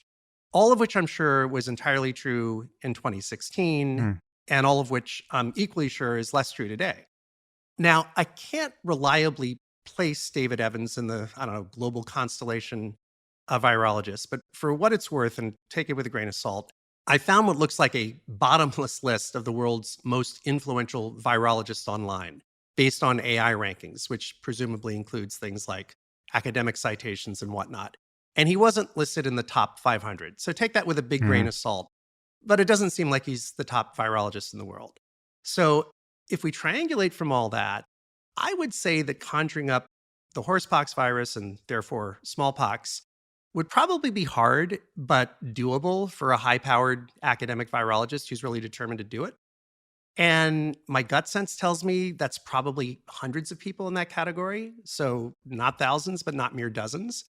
But that's a really high number when you think of the terrifying power each of those people could potentially wield if they went off the rails. I mean, we are in a very real sense counting on all of those people to never go Columbine. The analogy to guns is not reassuring because guns do not have this exponential quality to them, right? I mean, you only kill as many people as you shoot. It's not like you unleash rounds of ammunition onto the world and they keep spreading and killing people. And we know where the trend lines for all of this technology, really any technology, tend to go, which is to embed the highly specialized knowledge that was required to create the tech in the tech itself, such that a person without any real knowledge can use it and leverage all of that power to whatever end. And so, as you pointed out, you don't have to be a master of engineering of any kind or ballistics to own the most powerful firearm available and use it. And someday you won't have to be a virologist to engineer a virus if we don't manage to contain this technology. Yeah, and a really scary thing you kind of touched on is just the open-endedness of a synbio attack. I mean, every terrorist attack we've experienced so far has had inherent limits to it. There's only so many people on an airplane. There's only so many people in a building that's being attacked, or, there's only so many victims one person can shoot before the cops show up. But COVID makes it abundantly clear how open-ended a disease's damage can be. I mean, we're a year into this thing. We still have no idea what the final bill is going to come to. And what's also scary is to think about what would a dud of a synbio attack look like? I mean, let's say someone who's really smart and really determined, who has completely mastered the best biological tools that'll be available, I don't know, let's say 20 years from now. What if that person sets out to cancel humanity and falls 99.9% short of that goal? I mean, that's 8 million dead. And just imagine how the US would react to an attack that kills on that scale proportionately in the US. I mean, just think of how we reacted to 9/11, which killed fewer people than COVID currently kills on a bad day. I mean, 2 wars costing trillions of dollars, civil liberty ramifications. The scary thing is that not only can we not afford to suffer a successful synbio attack, but we probably can't afford to experience a failed one. Yeah, well, again, the analogy from COVID is depressing because this is just about as benign as you could imagine while being worse than the ambient level of contagion that's already there. I mean, it's like if this were any more benign, we would barely notice it, right? Right. And it has brought global civilization to something like a standstill. We don't know what the ultimate bill will be from this, but we know it is certainly more than 1 million dead globally and trillions of dollars. And again, this is just, if it were any more like flu, it would be the flu. And so it's, just anything that would be properly weaponized with an intent to kill as many people as possible. You have to imagine, this is the dud scenario, and Yeah. it's still, scarcely tolerable. So, we're talking about, by definition, people who would intend to harm vast numbers of people by doing something in this space. The prospect that this can happen by accident is something we've touched on, and that's also terrifying. But here we're talking about the most malicious case. Who are we imagining would do such a thing? Well, it's an interesting question, and it's obviously a really important one. And what I personally go back and forth about is the risk greater from lone wolf individuals, or is the risk ultimately greater from groups of individuals, from organized groups? And on the one hand, groups are obviously way more dangerous on a one-to-one basis. Like if we compare a single group to a single individual with an identical goal, because obviously, unlike the individual, the group of 5 people, let's say, can be 5 places at once. It can pool expertise that might be hard to find in a single person. It can pool resources. There are just countless advantages. But the thing is, it's not really a one-to-one comparison because lone wolf operators are just way more common when it comes to suicide attacks. Even if we include suicide bombings, which are the works of groups, in those statistics, lone wolf suicide attacks are way more common. I mean, we had more than 1 mass shooting per day in the US last year, many of which were suicide attacks, and almost all of which were lone wolf operations. I mean, things like Columbine, where you have multiple shooters coordinating, are incredibly rare. So I worry about groups because of their capabilities, but I worry about lone wolves because of just sheer numbers. And it's also hard to find groups in history that have been committed to total annihilation. I mean, the only one I can think of is Aum Shinrikyo. And I mean, I'll bet even ISIS's leaders would have been horrified on their worst day by a plan to exterminate humanity. That kind of nihilism is just much easier to imagine in an unhinged Mm. individual than an organized group. But that said, groups aren't really historically known for focusing on trying to do things that are utterly impossible on a technological basis, which has been the case with total annihilation up until now, thank God. And there are schools of thought that might just be a few deranged steps away from considering that. Like, should we be worried about what the outer fringes of the environmental movement or maybe the animal rights movement might do, let's say 10 years from now, if they think they can create an off switch for humanity or maybe a particularly unhinged group of anti-natalists? Yeah, I mean, I would divide this more or less as you have into two possibilities. One is ideological, and that is more or less what you would need to have a group do anything like this. There has to be a belief system, some kind of doctrine that makes sense of this kind of apocalyptic, genocidal behavior and suicidal behavior, unless you've also vaccinated yourself against this pathogen, which is, I suppose, also a possibility, although then we're imagining very competent people doing this. Right. So, but in the case of a lone wolf, I guess it could be ideological. One person can have a rationale for what they're doing that may seem consistent to them, and they may be alone in doing it. But there's so many more ways for people to just snap, and it doesn't even have to make sense, right? And they're equipped with this technology. They are far more dangerous than a school shooter, right?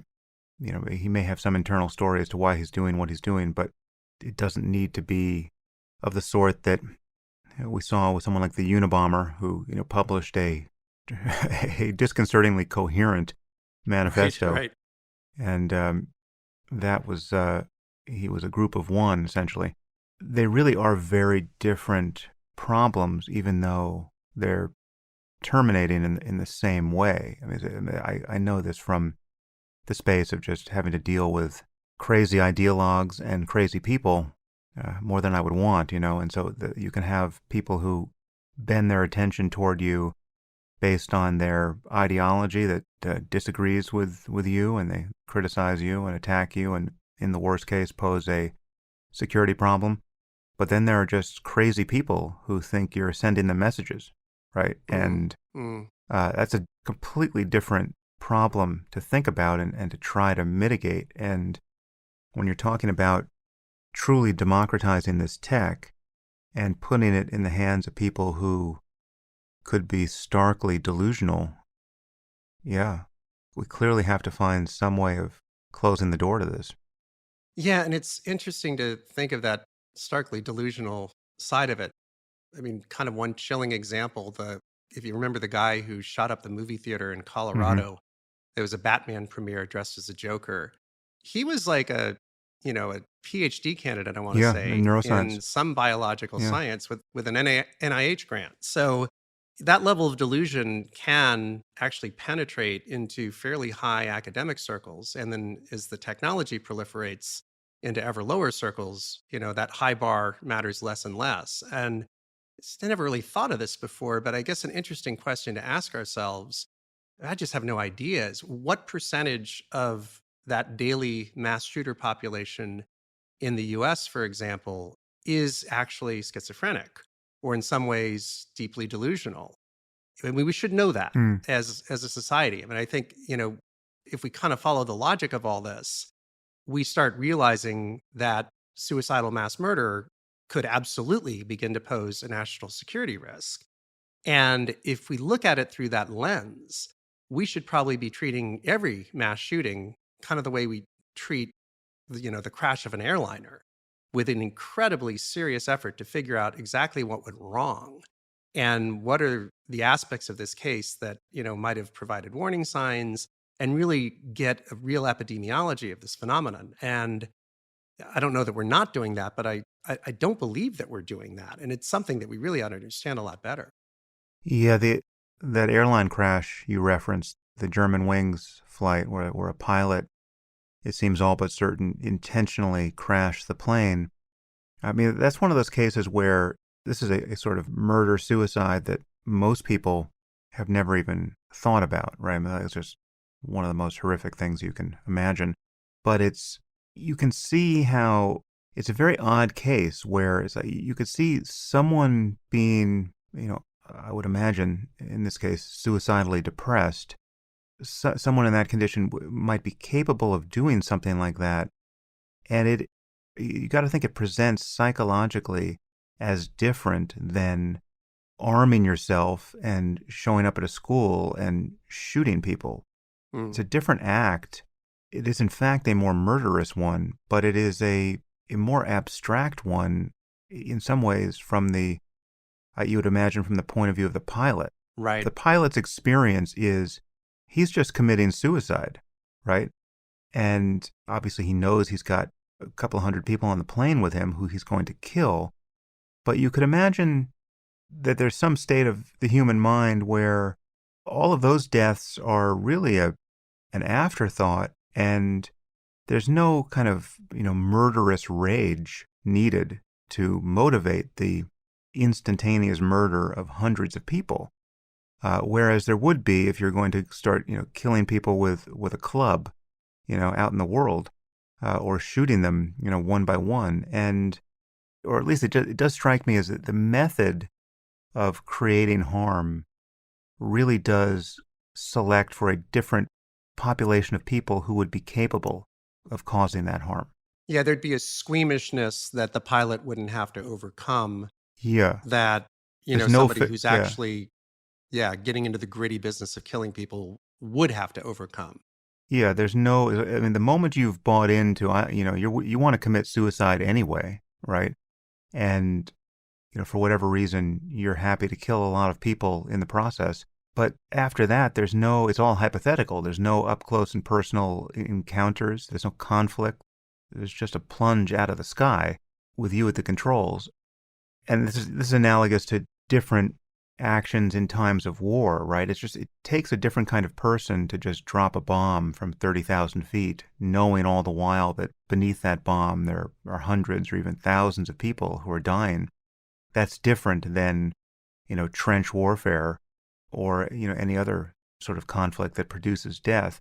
I mean, this is the example I give somewhere. I think it's in my first book, The End of Faith. When you find out that your grandfather flew bombing missions over Dresden in World War II, that's one thing. If you hear that he killed a woman and her kids with a shovel, that's another thing. The visceral reaction to that difference is an appraisal of just how different a person you would need to be to do those two things. And yet we know he would have killed many more people flying a bombing run over Dresden than he would have killed with a shovel. These differences matter when they interact with technological innovations because, we are now in a world where you could kill a lot of people with what never seems like anything more than an idea.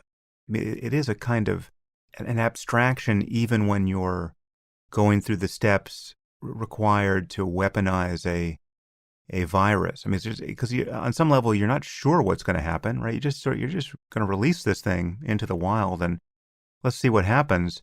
It's all hypothetical until it isn't, right? And it's I don't know. I can see this kind of possibility interacting with mentally unwell people of various sorts, where the bar to initiating this kind of thing is quite a bit lower than other acts of violence that would not nearly be as harmful.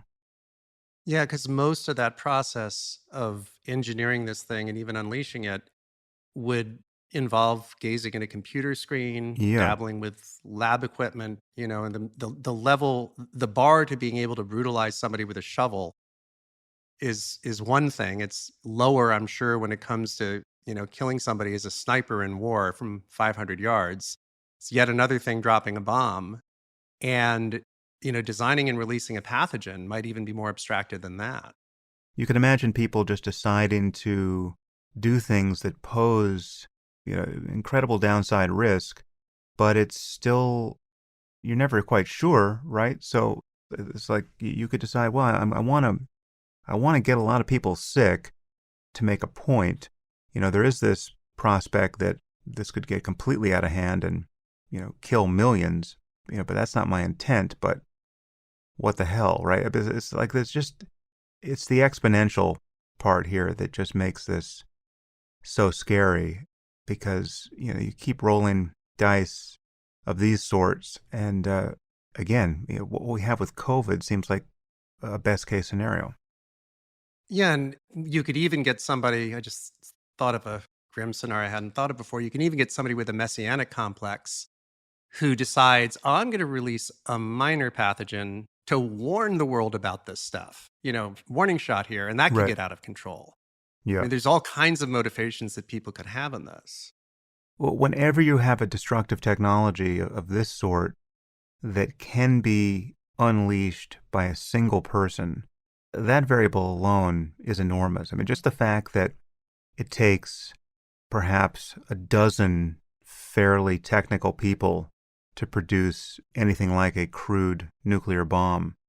Right. The difficulty factor for one even super competent person is just too high. I mean, there's just too much engineering to do. There's just too many parts to get together. Moving the thing requires collaboration. I mean, it's just, you need some people. And when you take that away and you deliver into the hands of any single person technology that is potentially even more destructive, it seems like it does change the game significantly. And groups get busted. Groups Right. get busted because they have to communicate with each other. They get busted because somebody defects from them. They get busted because they have a lot of surface area with the rest of the world, and somebody's going to try to impress his girlfriend by blabbing about something. Hmm. I mean, you look at the statistics, and I don't remember the exact numbers, but the number of terrorist plots that have, reportedly been foiled since 9/11. And it's a pretty impressive number and a very small number of plots that actually went forward. But if you look at somebody like the Vegas shooter or Omar Mateen, who shot up the nightclub in Orlando, there's no coordination, there's no signal leakage. All the actions that those people took, that most mass shooters take in preparing for their crimes are perfectly legal.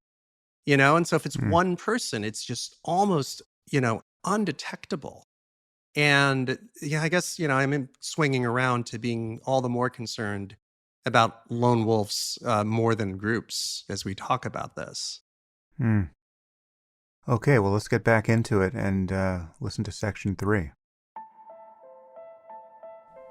A while back, I said the way out of this is to build a global immune system to identify and destroy deadly new diseases.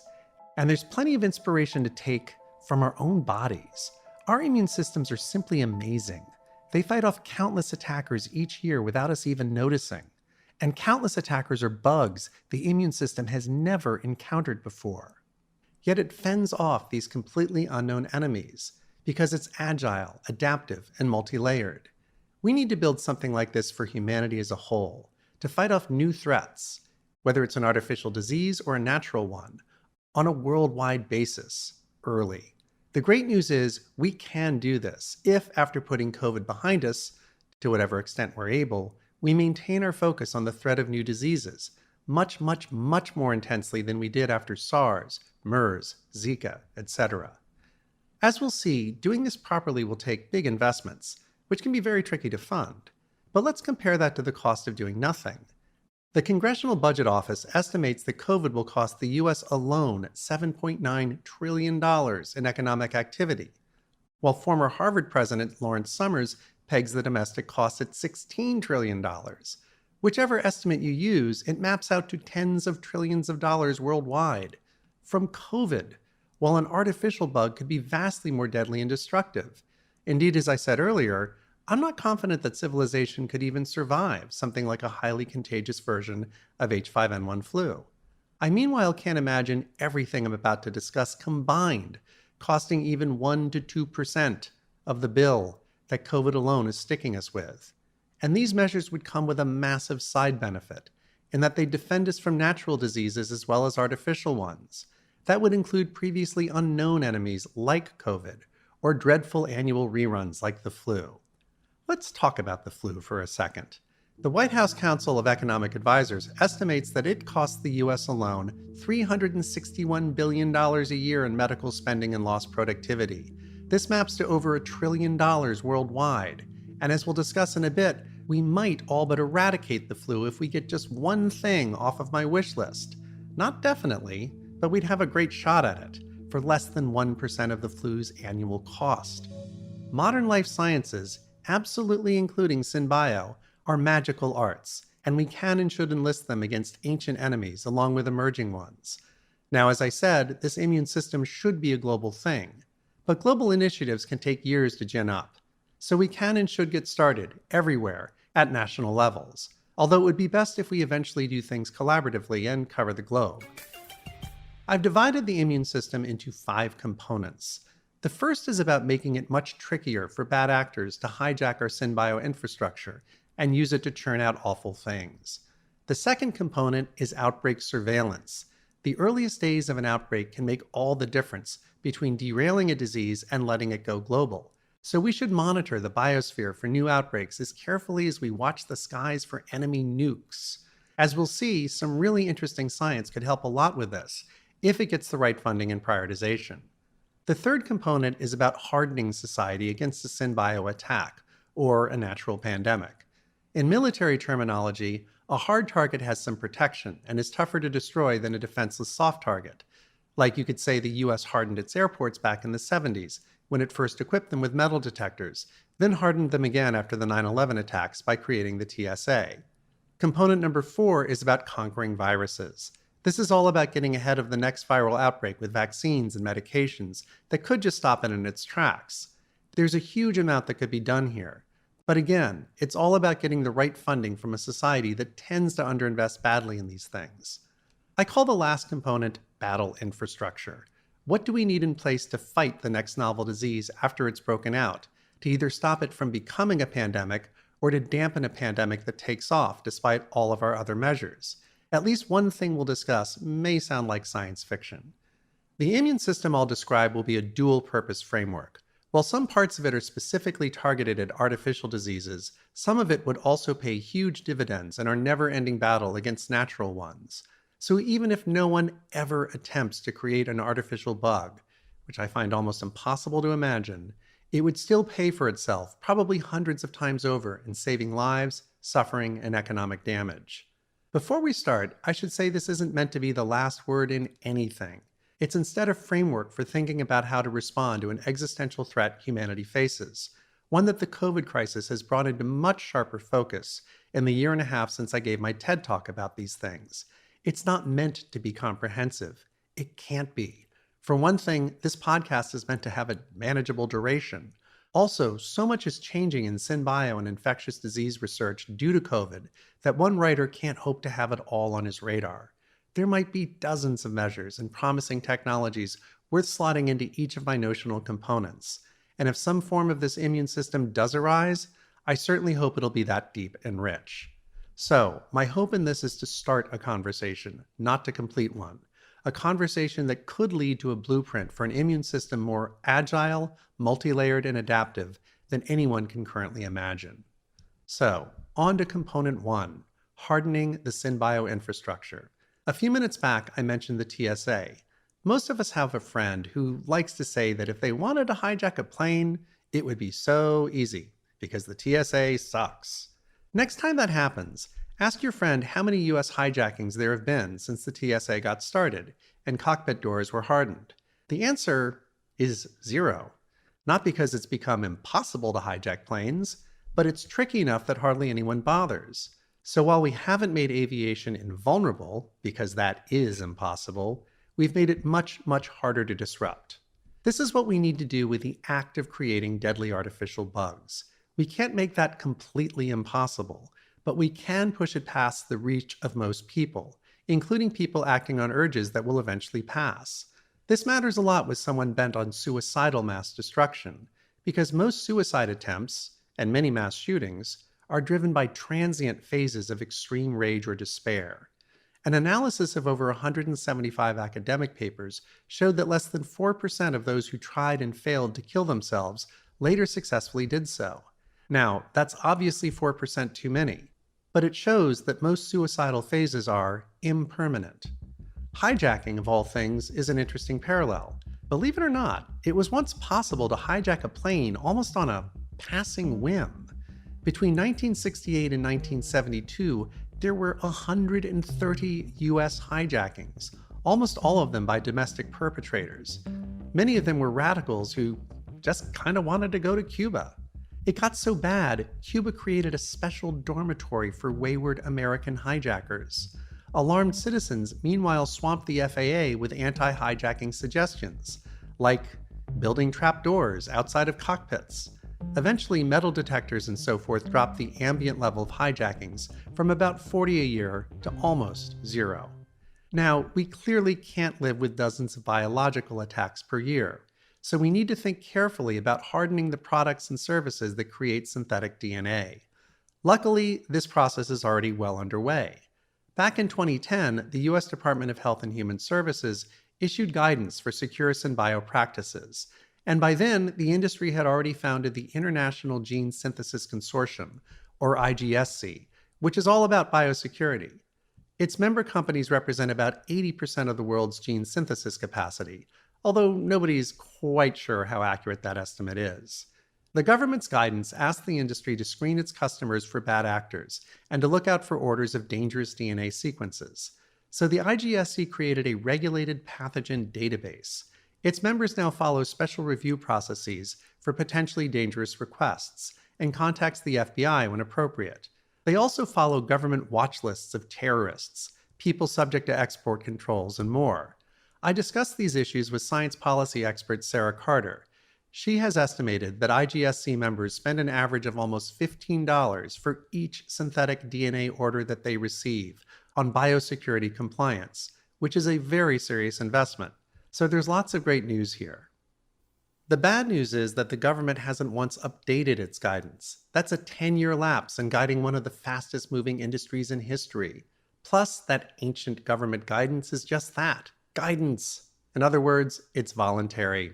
And while it's impressive that the IGSC's members produce maybe 80% of the world's synthetic DNA, is that really enough?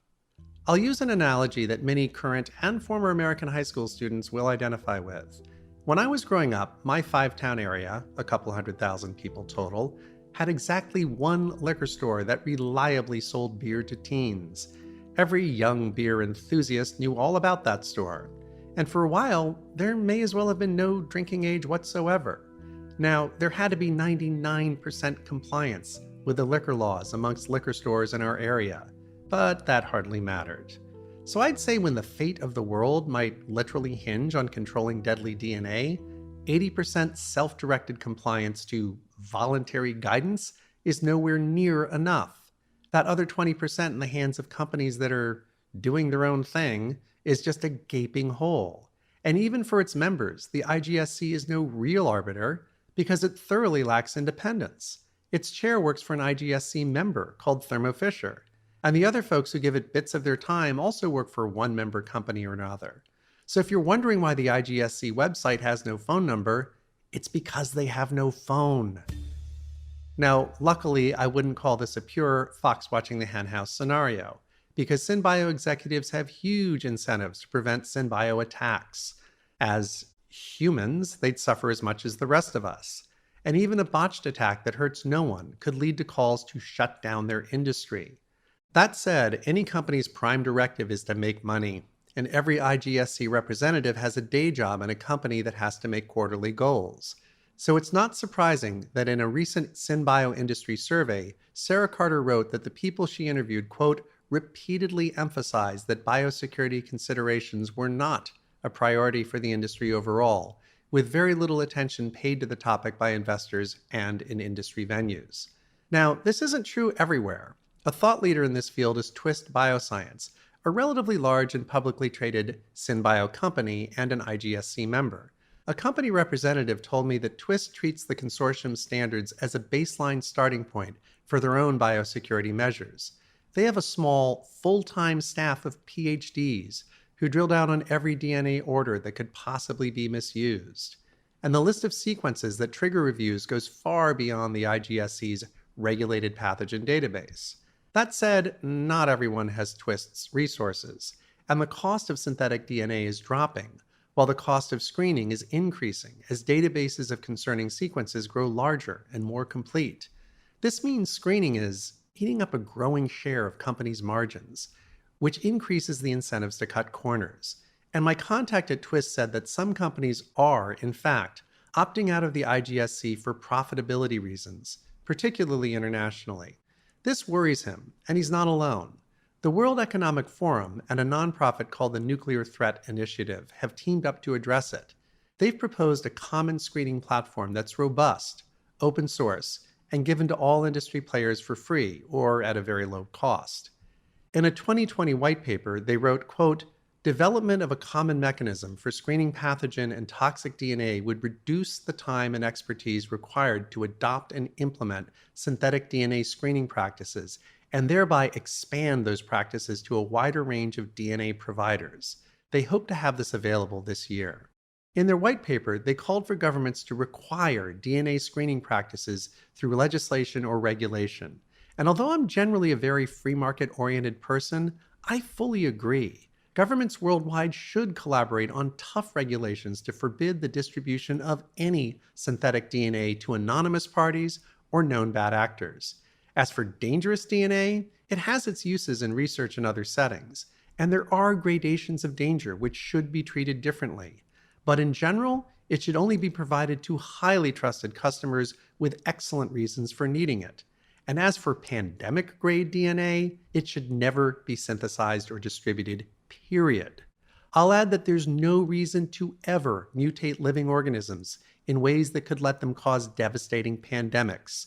I'm looking at you, H5N1 flu, and those who modified you in 2011. Not even if the head researcher has the most angelic history and motives, because no lab is 100% secure, as we've discussed.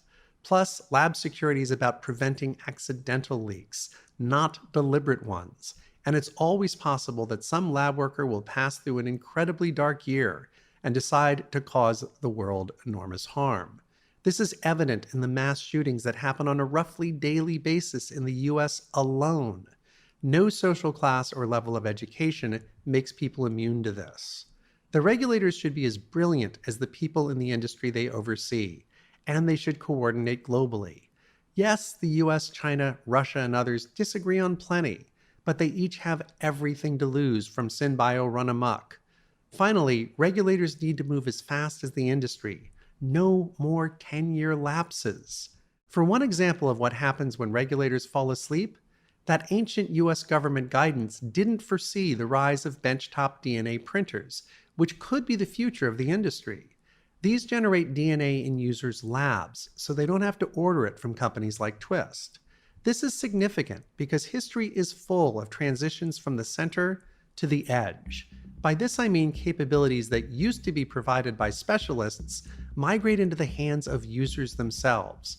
For example, getting photographed used to require a technician with pricey gear. To send text messages, people used to go to telegraph offices. Printing anything on paper required professionals with special equipment. All these things can be done by users themselves now. The list is endless. The move from the center to the edge is generally a wonderful and empowering trend, but there have been regulatory tragedies. For instance, the explosion in child pornography has been partly attributed to the fact that pictures are no longer printed in photo labs where developers could spot something evil. At some point, benchtop DNA printers will be powerful enough to aid and abet an apocalypse. Long before that, they all need to report any dangerous sequences that they're asked to create, triggering level-headed review processes. Now, luckily, this is already happening. The most advanced product on the market is called the BioXP, and I spoke extensively with its creator, Dan Gibson. The way it currently ingests and processes raw materials requires close communication between its user and its manufacturer, a company called Codex DNA, which Dan co-founded. Codex is an IGSC member, and it doesn't let its printers synthesize any DNA without a review. Over time, BioXPs will become more autonomous in terms of the raw materials they process, but Dan says they'll continue to report all print runs back to Codex, so they can be reviewed like any order to an IGSC member. So far, so good. But this won't be the status quo for long. For one thing, the current version of the BioXP is analogous to the Apple II computer in 1977, which is to say that revolutionary as it is, its capabilities are minuscule compared to what's coming. And with the passage of time, the limitations of the BioXP and its heirs will melt away. Limitations like its current inability to crank out a virus-length genome. Another factor is that someday, there'll be cheap knockoffs of the BioXP's distant descendants, and they'll be capable of things we can scarcely imagine. Because remember, a lone lab tech can now sequence a human genome in a few hours, something that recently took the entire field of biology 13 years. So we can count on the fact that someday, undergrads will be doing things the entire field of synbio can't possibly accomplish right now. And many of them could be using knockoff DNA printers made by amoral companies that cut corners and ignore safety measures, unless they're sternly required to follow them. By then, hundreds of thousands of people could have access to gear that could cause a terrifying outbreak. And we cannot count on all of those people never having a catastrophically dark day.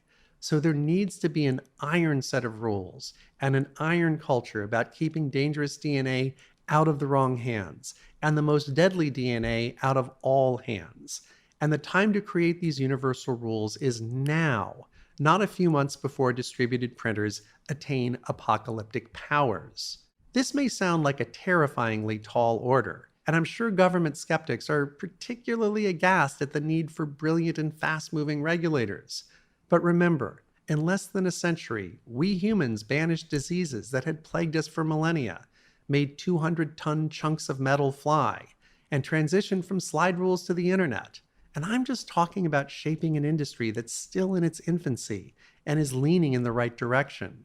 We can put a very serious lid on this. Now, that won't make it completely impossible for some disturbed person or group to make a profoundly lethal pathogen, because like eradicating all hijackings, that is impossible, which is why our immune system has 4 more components. So let's talk about the second component, early detection. Early detection is everything in epidemics, especially when a new disease is stalking the earth, like COVID or any artificial pathogen that could be unleashed in the future. That's because in the first days of an outbreak, cases tend to grow exponentially, and we saw how profound exponential growth is when we discussed synbio's speed of improvement. COVID illustrates the cost of ignoring a novel disease's outbreak. A study published in Nature estimates that if China had implemented lockdowns and other measures 3 weeks sooner, the number of Chinese COVID cases could have been reduced by 95%. Had that happened, who knows if the disease would have reached the rest of the world? And the tragic fact is, China squandered much more early lead time than that, according to an investigation by the Wall Street Journal. The head of the country's own Center for Disease Control and Prevention learned about the outbreak not from some advanced disease monitoring system, but from reading the news online. And by then, there were dozens of suspected cases. Why? Among other things, the journal reports that local hospitals didn't log cases in the China CDC's real-time tracking system. Plus, local authorities wanted to hide bad news from Beijing. National leaders later followed suit by hiding information from the rest of the world. This is not meant as national finger-pointing, because my own country's CDC has a dismal COVID history. I instead want to show how vital early detection will be if a deadly artificial pathogen is ever unleashed. So how do you find the first signs of a pandemic? It's not like you can just Google it, or can you?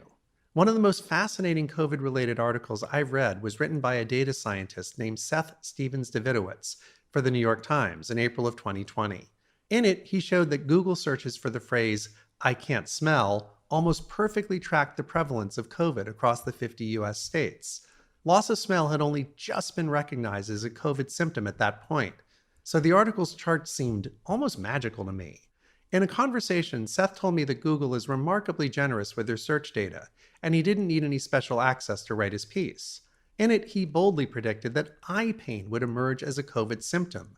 This was not recognized as a symptom at the time, but he'd seen searches for it spike by as much as 500% in countries like Italy, Spain, and Iran when they were in the throes of their COVID outbreaks, Sure enough, within a few months, news articles were identifying eye pain as a COVID symptom. If you'd like to hear a lot more about this than I can squeeze in here, and many other topics Seth has explored using data science, I interviewed him for my own podcast, which is called the After On Podcast. I'm posting that interview simultaneously with Sam's posting of this episode, meaning that it should be available now. So could searches be used to predict outbreaks? Work by Bill Lampos of the Computer Science Department at University College London says yes.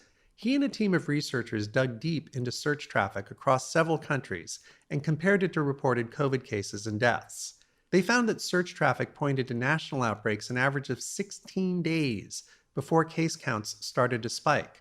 This could be an amazing tool for countries trying to get early warnings of outbreaks before local doctors have even seen many patients.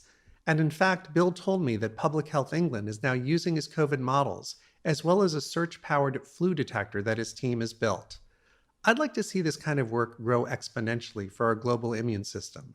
Since we don't know what symptoms an artificial pathogen, or any new disease, would trigger, we should continuously scan the search sphere for every known symptom of every known disease. And yes, I know that sounds like an insanely tall order, but big data is called big for a reason. Any symptom spike outside of a seasonal norm, like the huge spike Seth saw in loss of smell searches in Italy, could be a signal. And if it's a cluster of symptoms, it could be a strong signal, especially if that cluster shows up in more than one place at once.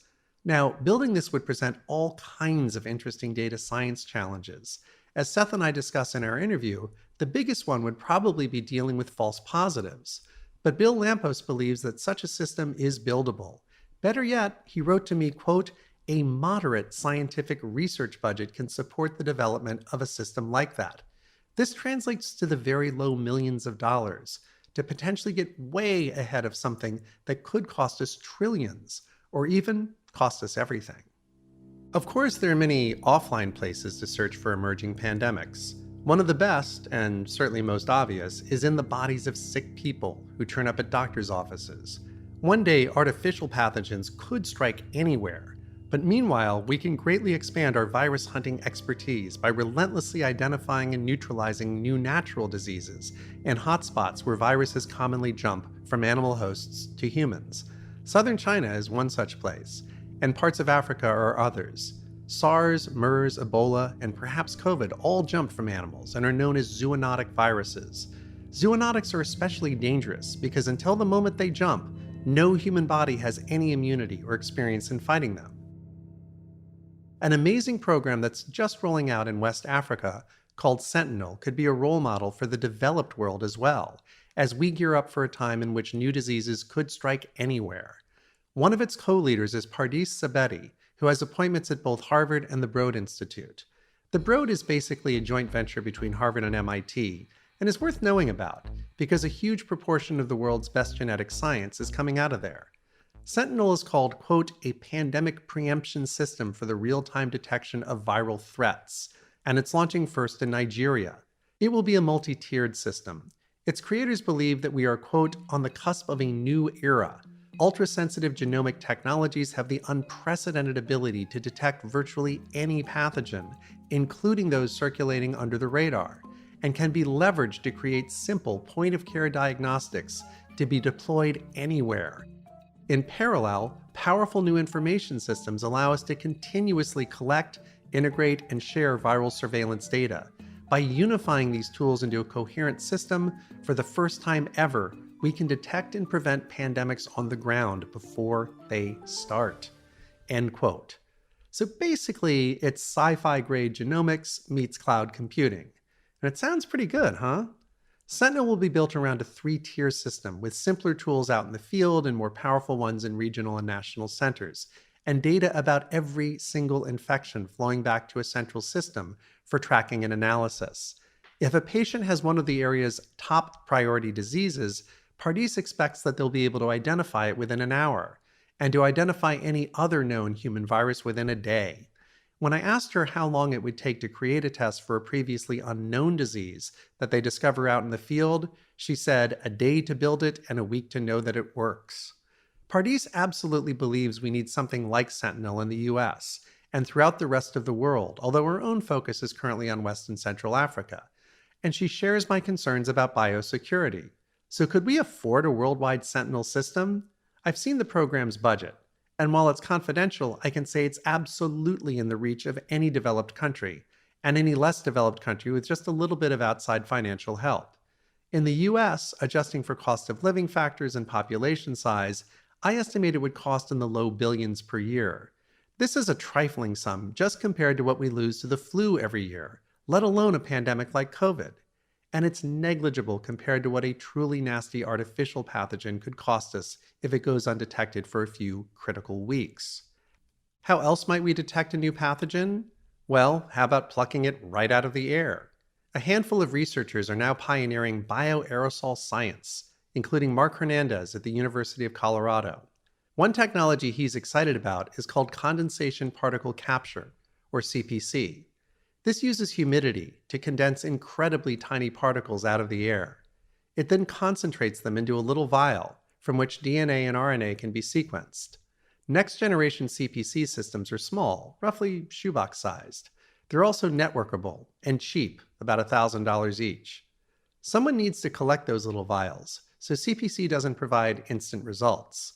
But if the samples arrive at a robust enough lab, there's no limit to the number of pathogens you could test for. Mark and I talked about a plausible future CPC system, which could do analysis right inside the box with a miniature robotic lab. He believes that if the right R&D resources are applied, this could be achieved in about 5 years, and the system might be about the size of a ticket kiosk. These could be deployed at transit hubs and other places you'd want to monitor particularly closely. There was actually an early US government effort to do something like this, called BioWatch. It arose in the wake of the anthrax attacks of 2001 and was deployed in dozens of cities, targeting 6 pathogens. Although it got some terrible press, Mark says BioWatch wasn't bad for its day, that it did pull genetic information out of the air and achieved its goals to some degree. Another technology Mark is excited about has the fabulous name of spectrophotometric comb. This is more physics than biology and uses lasers to characterize gases and the particles in them. The proportions of gases we exhale change when we get sick, and tracking changes could be a fantastic early warning tool. A group Mark works with has proposed an experiment looking at the breath of mice infected with COVID to see how their exhalations change as they get ill. Unlike CPC, Mark could see this technology one day plugging into a phone. Breathe into it daily, and it will get a baseline understanding of what you exhale when you're healthy. Diverge from the norm, and it could mean something's wrong. As the science gets smarter about what different shifts mean, better early warnings could be delivered. And if millions or billions of people start to do this regularly to monitor their personal health, the aggregate data could amount to an amazing early warning system.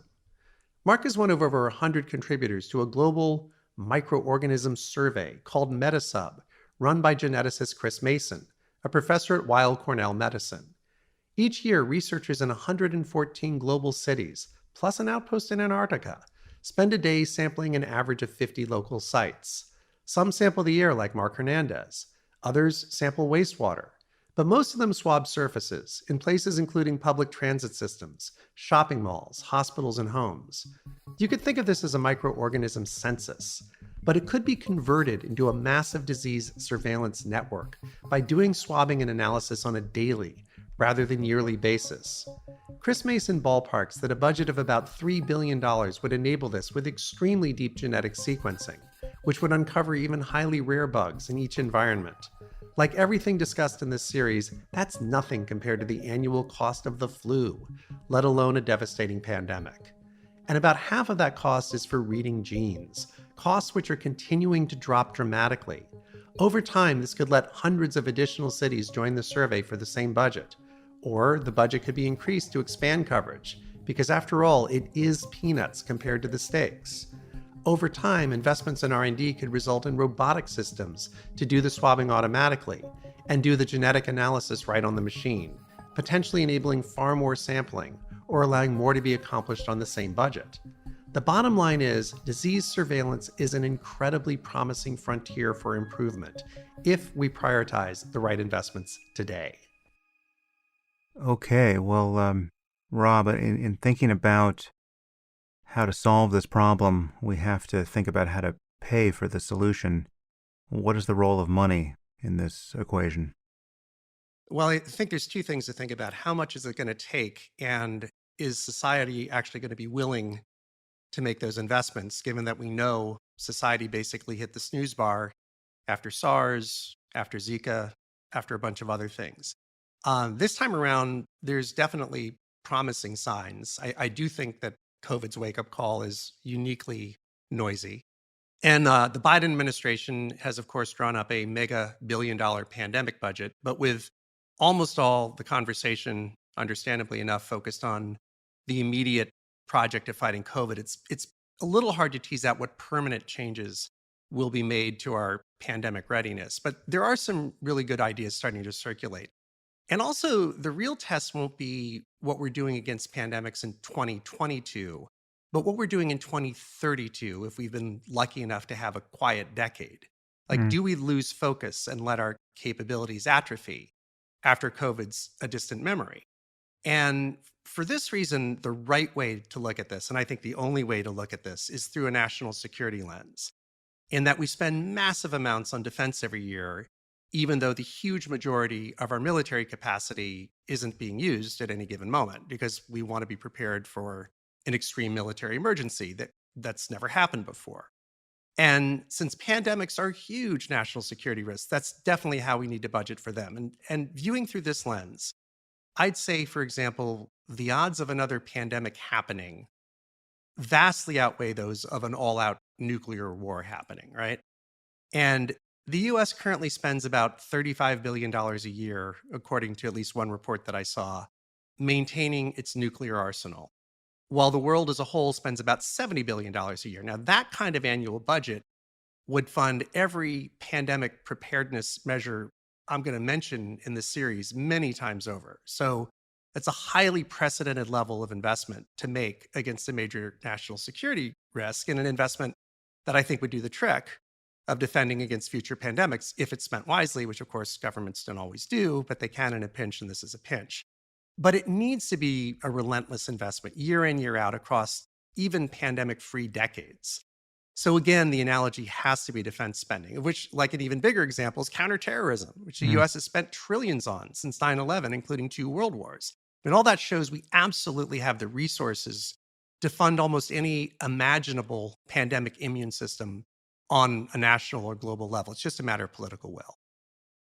Yeah, and the point I would make here, which I think we've made at least a couple of times already, is that everything we're saying about defending against a synbio attack applies to natural pandemics, right? I mean, Absolutely. even if we manage to completely solve the problem we're mostly focused on here, we manage to keep the tools of synbio out of the hands of all the bad or crazy people that could ever want to wield them, we still have this massive risk, which we know is never going away, that nature will produce the next pandemic. If it doesn't wipe us out, it still can be much worse than COVID, unimaginably worse than COVID in its effects on civilization if we can't immediately deal with it. So every step we would take here to prevent bioterrorism, we should be taking anyway to prevent the bioterrorism of Mother Nature. Yeah, that's absolutely the right lens to look at it through. And every countermeasure we're going to talk about, or pretty much every one, is equally applicable to natural pandemics. Then on top of that, just look at the flu. Even if we never face another pandemic again, which is, awfully unlikely, the White House Council on Economic Advisors put the annual cost of the flu in the US alone at $361 billion a year. Mhm. That's lost productivity as well as medical spending. I mean, that maps out to $1 trillion a year and hundreds of thousands of lives worldwide. I mean, there's plenty of ways to recoup any investment that we make against these things. Yeah, so how do members of the IGSC screen for dangerous DNA? How is any of this being monitored? Well, the good news is it's actually a really interesting and ambitious precedent, and it's a great place to start. We start thinking about hardening our SynBio infrastructure against being hijacked. So I'll start with a quick overview of the market for long error-corrected strands of DNA and RNA. Those strands are mostly assembled by specialized companies. for customers who don't want to create their own advanced DNA synthesis capability, which is almost everybody, because that's very expensive to build. So it's kind of like how people used to get their photos developed at drugstores Mm. rather than building home darkrooms, right? Now, these centralized DNA creators are almost shockingly unregulated. There's just this voluntary guidance, which the government issued over 10 years ago to keep dangerous DNA away from bad guys, guidance which has never been updated. But luckily, the industry itself doesn't want a Hindenburg moment, like a catastrophic biosecurity lapse, because that could lead to massive regulation or even the industry getting shut down, which is why we have this self regulating body called the IGSC, which doesn't really have its own staff or resources, but its members jointly maintain a comprehensive database of pathogen genomes. That's the main function of the IGSC, as far as I can tell. And the members screen all of their orders against that list. It's pretty impressive. And every order is tagged either red, yellow, or green. So if there's no meaningful overlap between the order and the genetic code of any known pathogen, the order is marked green and it sails right through. That's about 95% of orders. But about 5% of orders are yellow, and that means there is significant overlap with some stretch of DNA in a pathogen. Those orders are very carefully reviewed for maybe an hour or two, and it usually turns out that the overlap is with a benign stretch of DNA, like maybe it's a housekeeping gene or something like that. But every so often, a yellow order becomes a red order because the genetic code that someone's requesting is directly connected to some kind of dangerous machinery in a pathogen. And those orders take several hours to review. And sometimes they're ultimately approved, sometimes they're amended, and in some cases, I understand they're actually reported to the FBI. Now, the thing that's interesting is this review work is done by bioinformaticians, very very PhDs. So it's a very thorough apparatus, and it's also very expensive. And the industry is doing this on its own already. It's a hell of a start. Mm. But its expense is why some companies are just opting out of the whole thing and don't join the IGSC at all, because none of this is required by law. And the IGSC has the statistic that it represents 80% of total industry capacity. But that was really just an educated guess that someone, and nobody can seem to remember who, made many years ago. And I'm totally confident in saying that it's very outdated because the IGSC has exactly one Chinese member. And China's SynBio capacity is growing like mad because it's a huge government priority. So what should change? Well, the guidance on SynBio safety, first of all, has to stop being voluntary. It has to stop being 10 years out of date. It definitely has to apply to 100% of the industry. And it's got to be internationalized through careful cooperation with China and everyone else. And that's a very tall order. But the great news is that this starting point that the IGSC has coordinated can absolutely form the core of the first layer of our global immune system, of hardening up our SynBio architecture. Because if it's universalized, it would, without question, just hugely reduce the number of people who could do something awful with synthetic DNA, because working around universal restrictions would just require so much more planning, so much more stealth and skill than simply ordering something from a rogue supplier that doesn't implement any protections. So we have a great start, but it does need to be universal. And, again, it has to be up to date. 10-year lags don't cut it. But what is the mechanism that would enforce compliance internationally here? Maybe certainly if you're talking about a rogue state, well, it's in the very nature of being a rogue state that it is not complying with international demands. Again, North Korea is a perfect example. But even state-level misbehavior aside, even within, labs or individuals within other countries, what leverage do we or any collective we have to make sure that this compliance is truly international? Yeah, there's two dimensions of that. One, how do you get IGSC-like regulations enforced by all countries that have private SynBio industries? And that is challenge number one, and it's an ample challenge. But there are, I'm sure there are many industries that have relatively universalized regulations throughout the world, in part because that's in the interest of industry, to not have to comply with rules and countless jurisdictions that might be different and so forth. But that's hard enough, and I don't want to minimize that. But, state actors are a whole nother wrinkle. I mean, because if we look to the Montreal Protocol for reassurance, the hole in that analogy is that state actors themselves didn't have big chlorofluorocarbon projects of their own. I mean, Mm. those were industrial ingredients. They were coolants for air conditioners. They were making foam packaging for McDonald's, that sort of thing. So in that case, governments were regulating society, which they're perfectly happy to do. But sovereign governments could get really grumpy about restrictions on their own actions. And so it's not hard to imagine the Chinese state, or the US for that matter, secretly developing governments and biocapabilities to stay ahead of the rest of the world. So, in addition to an internationally coordinated IGSC like system for keeping private industry safe, we definitely need something like the Nuclear Non-Proliferation Treaty for synbio amongst nations, which is a really tall order. And it's not something I have a ready-made playbook for. But I will say that as we scale up all of our national protective layers, it's really important not to neglect the international side of things. And this has to be a feat of very significant and determined international diplomacy, without any question. Hmm. So, are there any lessons to draw from, on this point of cooperation and its enforcement internationally from our experience with China and COVID? I mean, there's so many ways in which cooperation almost happened and then failed, and then we're still trying to figure out to what degree just rank deception is the story of what China has done here. What lessons do we draw from COVID?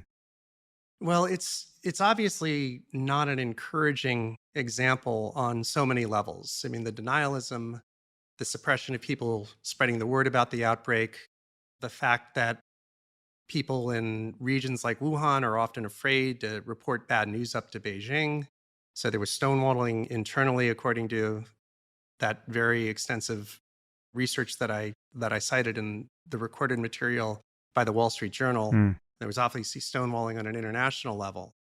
But what we can hope for, and I don't think this is a naive hope, is that a lot of people in a lot of countries are looking at all the botched responses to COVID and saying never again. And they're saying it with the kind of determination that carries over across years and across decades. And, the kind of encouraging thing in a weird way is that I think China's disease detection system might have actually been up to the challenge of containing COVID, but for some tragically delayed responses, which Beijing will presumably do everything possible to avoid in the future. And from that, my optimistic side says the world may be closer than we think already to adequate warning and detection systems. And where I get this from is a fascinating paper in the journal Nature, whose lead author is Shenji Lai, Lai, at the University of Southampton. And it analyzes China's so-called non-pharmaceutical interventions against COVID, which is a fancy term for quarantines, lockdowns. It's a fancy term for welding people into their apartments. Exactly. And masking and that kind of thing. The non-pharmaceutical interventions, the NPIs. And the paper's analysis goes into a lot of depth and says that these interventions had been implemented a week earlier. China's COVID cases could have been cut by about 2/3, or cut by something like 85% if they were implemented 2 weeks earlier, or 95% if the lockdown and so forth happened 3 weeks earlier. So, did China have 3 weeks? And the answer is these interventions started, I think it was on the 23rd of January. And as early as late December, this fairly heroic doctor that some people have probably heard of, named Li Wenliang, first sent a message to some fellow doctors warning of a SARS-like outbreak in Wuhan. So yeah, that's over 3 weeks of lead time. And since this was a lone doctor, basically successfully tuning into the pandemic just from his narrow personal experience, I think we can safely assume the local health authorities, who would have had much broader access to data, had to be aware of something. Now, this is just terrible to even think about because a 95% drop in China's cases may well have prevented the global outbreak. But it feels just really unlikely that a delay like that will happen again in a post-COVID world. There's just going to be so much more urgency about any warning signs. And there's meanwhile a ton of things we can do to dial up the sensitivity of early warning systems throughout the world, which we'll talk about. And all that together gives me real optimism about our ability to detect and hopefully also snuff out potential pandemics, whether they're natural or artificial. Is there any more that you've uncovered on the monitoring front, or just how we can pay attention to what's happening in the world? Because again, this is the kind of thing that by its very nature will emerge by stealth. I mean, I guess some maniac could decide to take the Bond villain approach to this, and saying, that if my demands are not met, I will be releasing the doomsday virus on New Year's Eve. But generally speaking, we're just going to hear about people getting sick somewhere, and we're not going to know what's going on or for how long it's been going on unless we build some system by which we detect these things earlier and earlier. Yeah, I mean, I would definitely like to draw attention back to that Nigerian system called Sentinel, or it's being rolled out in Nigeria, called Sentinel, that I talked about in the recording, which, just to quickly review, is I think they call it a pandemic prevention system using real-time detection of viral threats or something like that. The expectation with Sentinel is that they'll be able to empower community health workers to diagnose any of a region's most common viral infections or highest priority viral infections. So probably the common ones, along with rare, scary ones like Ebola or whatever, within an hour. And to basically diagnose any known human virus within a day by pushing things up the chain to a central organization. And, my back of the envelope math on that, as I mentioned in the recording, is that it would cost in the low billions to trot out something like that, for instance, in the US. And, you've got to ask yourself on a certain level, why in the hell haven't we done that? And part of the answer is that some of Sentinel's technology is very new. And also the amount of genetic sequencing that it involves would have been impossibly unaffordable just 6 or 7 years ago. But the bigger reason is the American healthcare system is just this baffling thicket of overlapping jurisdictions. I mean, some things are managed by 50 different states, other things are managed by 3,000 different counties. And at least for now, a nationally coordinated system like Sentinel seems to be completely beyond us. I mean, just one example from yesterday's New York Times. An editorial in yesterday's Times said that 20 million COVID vaccines have essentially gone missing in the US, which is a huge number when 40 million vaccines have actually been injected so far. And I think the intent of the editorial was that they've gone missing from the standpoint of the federal government, which basically means the federal government is pumping out the nation's scarcest and most precious resource into 3,000 counties and 50 states and losing all track of it. And we obviously need to do better than that. And when it comes to disease surveillance, we need to do what Sentinel is bringing to Nigeria, this real-time radar of viral infections. And obviously, counties can't build that. It needs to be a national system. And I think it would have to hinge on radically expanding testing and diagnosis of all respiratory infections. I mean, flu, rhinoviruses, minor brushes with a common cold, the whole shebang, which we don't currently even attempt. I mean, have you ever in your life had a flu diagnostic? Like, has a Right. doctor ever said, hey, you don't have the flu, you have a rhinovirus, or you have influenza A, not influenza B? I mean, basically, no one has ever experienced that because people usually recover from these things and collecting the data didn't seem important. But this has got to change because the only way we're going to know if something new and dangerous is emerging is if we track the full national inventory of viral infections as close as we can, which basically means, in my mind, a Project Warp Speed for diagnostics, for testing, not just COVID testing, obviously, but every respiratory infection we know of. And I understand the Biden administration plans to invest a lot in tests. And I don't know how much of that is for the current crisis and how much of that is ongoing, but we basically need a whole new category of diagnostics, ones that can test for multiple diseases and which are reliable, which are cheap as hell, and above all, can be taken at home. Because we want to track these things much more closely, but we don't want to trigger an avalanche of new doctor visits. We just don't have the capacity for that. And most people wouldn't bother with a doctor visit for a mild infection anyway. So these tests should be in every home. They should be free. And somehow the results should be automatically logged with the national cloud. Like maybe you need to scan some kind of coded display on the test with your phone to get the results.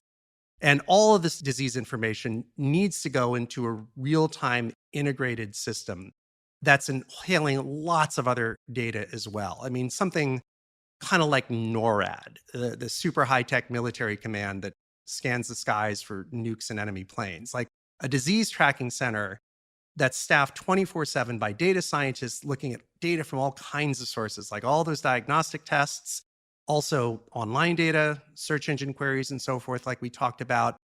And hopefully, we're smart enough to invest in a bioaerosol grid and the technologies I talked about for pulling viruses out of the air in public spaces. That data should also feed in continuously. And hopefully, we're also smart enough to build a hugely expanded version of Metasub, that academic project which tests, surfaces and wastewater and air Mhm. samples for viruses in over 100 cities. That data would feed into. And it should also be dialed into, obviously, the local public health systems. So if there's an alarm signal somewhere, you can get boots on the ground and see what's happening. Now, that's quite a wish list, but we could build something like that, and it would be an amazing layer two for our global immune system. Mm. Yeah, well, there are at least two parts to this that are distinct. There's the actual diagnostic end of it, where you have to swab the door handle on a bank or the keypad on an ATM or somebody's nose or to get a saliva sample, and then you need to take all the friction out of the system that allows those samples to be processed and analyzed. But then there's just this massive information integration problem and, prospective and retrospective search of the data looking for patterns. And I got to think on that second piece, once again, the 20% time at companies like Google and Palantir and these other, major tech corporations that have so much engineering talent, that could profitably be spent there. And it's got to be shouldered as a responsibility by every smart person who has something to contribute here. My fear is that we will solve COVID. The vaccines will ultimately get distributed and they will work, if not in the first volley, maybe the second, right? I mean, we still have these variants now that could be outrunning some of the vaccines. But you can imagine us putting this behind us fairly conclusively, and then that ushering in a kind of roaring 20s like spirit of, okay, well, we've reset everything, hallelujah, and that we could lose the lesson that we really must draw from this, which is we can't let this happen again. Again, this is a dress rehearsal that we have manifestly botched in almost every way, apart from the speed with which we produced vaccines. And yeah, so I do worry that once we get out from under this, we will lose the sense of urgency and just assume, okay, this sort of thing only happens once a century anyway, so we can go back to sleep. Yeah, I mean, and that's why, I'll come back to the idea that this absolutely needs to be viewed through a national security lens. And maybe just because it is so damn good at lobbying for hundreds of billions of dollars every year, we kind of hold our nose and put it under the Department of Defense because, Hmm. they sure know how to lobby for dollars. I mean, it's got to be something that is done relentlessly year in and year out, like we do with funding military capacities that at almost any given moment are 99% unutilized. And we've become okay with that as a society because we know that we someday might need to draw on emergency capacity. But the other thing is, that the IT work, I mean, I'm just sort of glibly describing something like NORAD. I assume NORAD works really well. I don't know. I've never been there. But what we do know is that the IT contracting that the government has done for all kinds of things has at times been completely catastrophically inept. Yeah. And, just look at the debacle of the vaccine rollout. The New York Times editorial that I just mentioned about the 20 million vaccines that have gone missing also mentions that the federal government gave Deloitte $44 million no bid contract to develop software for states and others to use during their vaccine rollouts. And the product is simply catastrophic. A lot of health Mm. departments have completely ceased to use it. And we can't have that level of incompetence and that lack of seriousness invade or infest something like this, if we're really going to build a radar screen for emerging pandemics, we can absolutely do it. But take much more heart from the kinds of things that companies like Palantir can allegedly do than from the kinds of projects the federal government has overseen. I mean, it's hard to imagine a more urgent task than getting vaccines distributed. But even that IT project was colossally botched. So there just needs to be a completely different level of governance, much, much higher standards, and again, just a radically higher level of seriousness as we tackle this thing. And again, maybe this gets back to that 20% time notion, not that you would want this national detection grid to be staffed by part-timers, but maybe people who are intent on careers in SynBio view things from, kind of a linear standpoint and say, maybe I'll give 20% of my career to doing work in the public interest. And so maybe we could have some really, really top flight people from academia and private industry see to it these systems are outstanding and work incredibly well. Yeah. And I'm sure there's a role for philanthropic organizations here to point resources in the right direction and just lobby for this being a priority. Some of the most important work that can be done here, I think, is just to make the case that we need to allocate the resources, at the government level. And this is the problem we've run into all these long years with climate change. We're still barely at the starting line because the war of words has been so difficult to win. Right. And we really need to figure this one out. Somehow I think this is less abstract to most people than the risk of climate change is. But, we're also living in a country where it seems that, at the time of this recording, something like half the country is fairly carefree about the prospects of catching COVID and quite worried about getting vaccinated for it. Right. It's the absolute inverse of what you would think would be psychologically possible. So we obviously do have a major messaging problem here, which also requires a commitment of resources. And that is in large part the purpose of this podcast. So, Rob, let's listen to the fourth and final section of your, by turns, fascinating and harrowing meditation on the future of SynBio and global pandemic. This brings us to the third component of our immune system, which is hardening society against future pandemics. So what can we do to toughen things up? Well, probably dozens of things. And as I said earlier, this podcast can't be a comprehensive list of everything we could do. But I'd like to lay out a couple of intriguing possibilities that might just be game-changing. For now, they're both unproven, but they're examples of the types of investments we should be making, in some cases tiny ones, to bulk up our arsenals. The first is a very particular ray of light, of ultraviolet or UV light. As you may know, UV is invisible to human eyes. It's carved up into various bands and subbands, just like radio. UVA and UVB light from the sun shine through our atmospheres and cause sunburns and skin cancer. A higher frequency band called UVC light doesn't get through, but we can make it ourselves down here with lamps. UVC has lots of energy, so much that it kills microorganisms by frying their DNA. You may have seen it sterilizing things in hair salons. It's also used to sterilize operating rooms in hospitals and buses in some countries, but only when those places are empty. Because again, UV light is bad for us. Or at least most of it is. The UVC spectrum has its own little neighborhoods. One of them is called far UVC. And fascinating research shows that it may not damage human tissue at all. David Brenner, a radiation physicist at Columbia, has done most of the groundbreaking work here. In a July 2020 interview with TED's David Biello, he explained that light around the 222 nanometer wavelength just can't penetrate the dead cells that form the surface of our skin and our eyes. He's exposed the skin and eyes of mice, as well as human skin, to it, and there's no sign that it gets through that outer layer to do any damage. But viruses and other bugs are much tinier than our cells, and this light zaps them. David Brenner's experiments have shown that it kills off airborne thugs like influenza and coronaviruses. He'd like for far UVC lights to be in indoor spaces everywhere and to be switched on safely in the presence of humans whenever outbreaks occur. He's calculated that 99.99% of the pathogens in an enclosed room could be knocked out by these lights in just a few minutes. Now, this wouldn't sterilize diseases out of existence. After all, it takes seconds, not minutes, for a sick person to sneeze on you in the subway.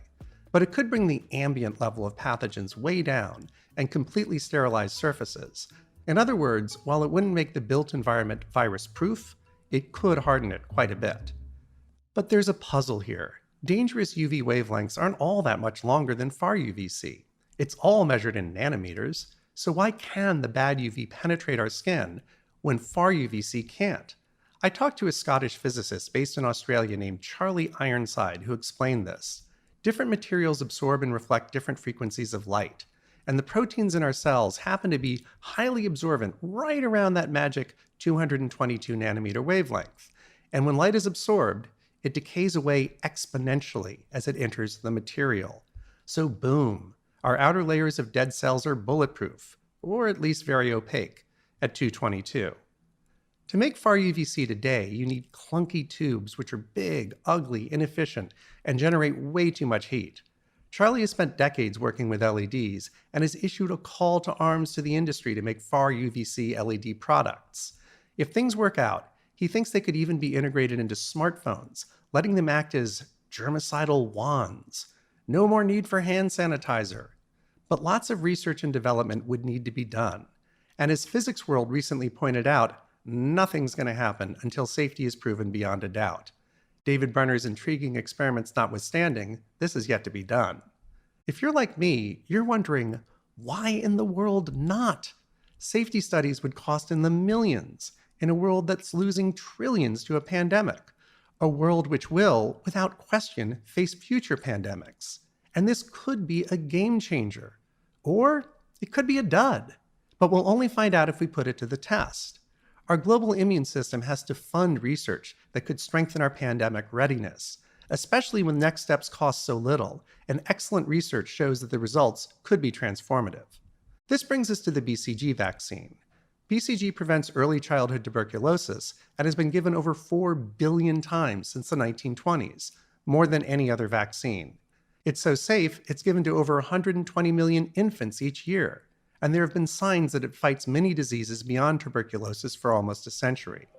Way back in 1927, a Swedish study found that BCG-vaccinated children turned out to be 3 times less likely to die from any cause. More recently, a 25-year study of over 150,000 kids in 33 countries showed the vaccine reduced lower respiratory tract infections by 40%. Then a very recent study in Greece showed an 80% drop in respiratory infections amongst older adults who were given the vaccine, as well as a 50% drop in all other forms of infection. And BCG's superpowers go far beyond this. It's now a frontline treatment for bladder cancer, and there are promising signs that it might even help to prevent cancer from arising in the first place, and possibly even prevent Alzheimer's. BCG seems to work its magic by strengthening the innate immune system over the long term. Think of this as being your body's first responders. It's the innate immune system that instantly kicks in when something punctures your skin or when you first get an infection. It's ready to fight anything, unlike the adaptive immune system, which creates highly effective specialized responses to specific enemies, but needs time to get started. So, could widespread BCG use help foil a pandemic? Well, as early as March, people started noticing that countries with long-running BCG programs, like Japan, generally had much lower COVID infection and death rates than countries with no BCG programs, like the US. A rigorous study of this effect appeared in the July 28th edition of the Proceedings of the National Academies of Sciences. To control for things like socioeconomics, population structure, and urbanization, the researchers looked at a set of what they called socially similar European countries, and they found that for every 10% increase in a BCG coverage index, COVID death rates dropped by 10.4%. An intriguingly stark example was found in Germany. Back when the country was divided, East Germany pursued a policy which has yielded far more BCG coverage in today's elderly adults, who are of course the most vulnerable group to COVID. And today, the death rate from COVID is 290% higher in Western Germany, the opposite of what we'd expect to see, given that Western Germany is the far more prosperous region. Is all of this just a coincidence? Of course, it could be, which means this screams for multiple clinical trials. They should be run in places like the US, where almost no one has ever had the vaccine. Researchers would then give one group of people BCG and another group a placebo, and then compare COVID infection rates between the groups over time. Although some BCG COVID trials are in fact underway, I'm still stunned by how hard it is to raise tiny research funds for such obviously important work. As I was researching this, I got to know two scientists who were proposing some exceptionally well-designed research into BCG's benefits for an extremely vulnerable population to COVID. They're from one of the world's top and best-known universities, but instead of running their trial, they were hunting for a few $1 million in funding during a pandemic that's costing the US alone $7 trillion, at least. Again, this is insane. Even though BCG, like far UVC light, could admittedly turn out to be a flop, we won't know until we fund the inexpensive research that tells us. You might question why this research is still important, with so many COVID-specific vaccines entering the market. The answer is that we have an entire planet to vaccinate, almost 8 billion people. Some of the new vaccines are expensive, with limited production capacity, whereas BCG costs as little as 7 cents a dose and is made by 22 different manufacturers throughout the world. And COVID aside, this could be a game changer for future pandemics. BCG's greatest superpower seems to be fighting respiratory infections of all types, and a huge percentage of pandemics, as well as novel diseases with the potential to become pandemics, are respiratory in nature. SARS, MERS, COVID, flu, tuberculosis itself. You get the picture. And God forbid we ever have an artificially modified H5N1 outbreak. But if we do, boy will that be a respiratory nightmare. If a future pandemic could be greatly softened by a precautionary BCG vaccination program, we'd be fools not to do the inexpensive research to either prove or debunk BCG's efficacy. And again, if we do decide to vaccinate people, BCG costs as little as 7 cents a dose. So giving the largest totally unvaccinated country, the US, full coverage would cost peanuts. If you'd like to learn a lot more about the BCG vaccine, tuberculosis, and more, I interviewed a brilliant Harvard epidemiologist named Megan Murray for my own podcast, which again is called the After On podcast. Her academic focus is tuberculosis, and she knows tons about BCG and its potential. Our interview runs for well over an hour and goes into much more depth than I can cover here. That episode may or may not be posted by the time you're hearing this, but if it hasn't been posted, it's the next one in the queue, so you'll be able to access it quite soon. The last method for hardening society that I'd like to highlight doesn't hinge on cutting-edge science, but on plain old public policy. It is to greatly increase the social safety net that keeps people from sliding into states of extreme despair. Though it may be hard to feel empathy for suicidal mass murderers, we have to accept that all of them arrive at profoundly dark places that few of us can even imagine. These are not swift journeys, and all involve some form of mental illness, be it extreme depression, uncontrolled rage, pathological narcissism, schizophrenia, or something else. We need to study the case histories of everyone who snaps in this way, and greatly increase our vigilance and generosity in detecting and treating the relevant conditions. Here in the US, a de facto policy of emptying asylums for the mentally ill back in the 80s has done us no favors. More broadly speaking, every single one of us can be a white blood cell in this global immune system by each doing what we can to ensure that no one goes unloved. This brings us to the fourth component in our immune system, which is conquering viruses. But before we talk about viruses, let's briefly discuss bacteria, which can be extremely dangerous. They cause things like cholera and bubonic plague, which still bubble up in places with overwhelmed healthcare systems. Plus, there's so-called superbugs, which resist all antibiotics. These killed about 700,000 people in 2016 and could be over 10 times as lethal by 2050, which means they could significantly exceed the death toll of even COVID. We're desperately underinvesting in new antibiotics, and this urgently needs to change. That said, almost every major epidemic since antibiotics were discovered has been viral.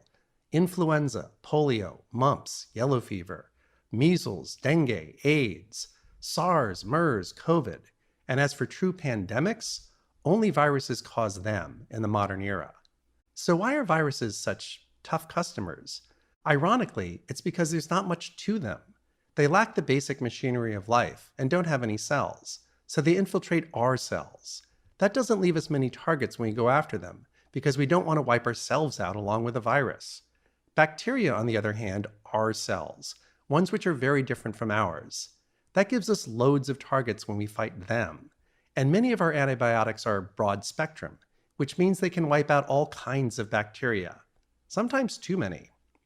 This makes it almost certain that the first deadly artificial pathogens will be viruses. So does a second factor, which is that bacteria are radically more complex than viruses and are therefore much harder to engineer. Other deadly critters, like the parasites that cause malaria, are more complicated still. Complexity also makes it almost certain that early man-made bugs will be modifications of existing viruses, not completely artificial ones, because it's currently beyond anyone's capacity to make complex, functioning viruses from scratch.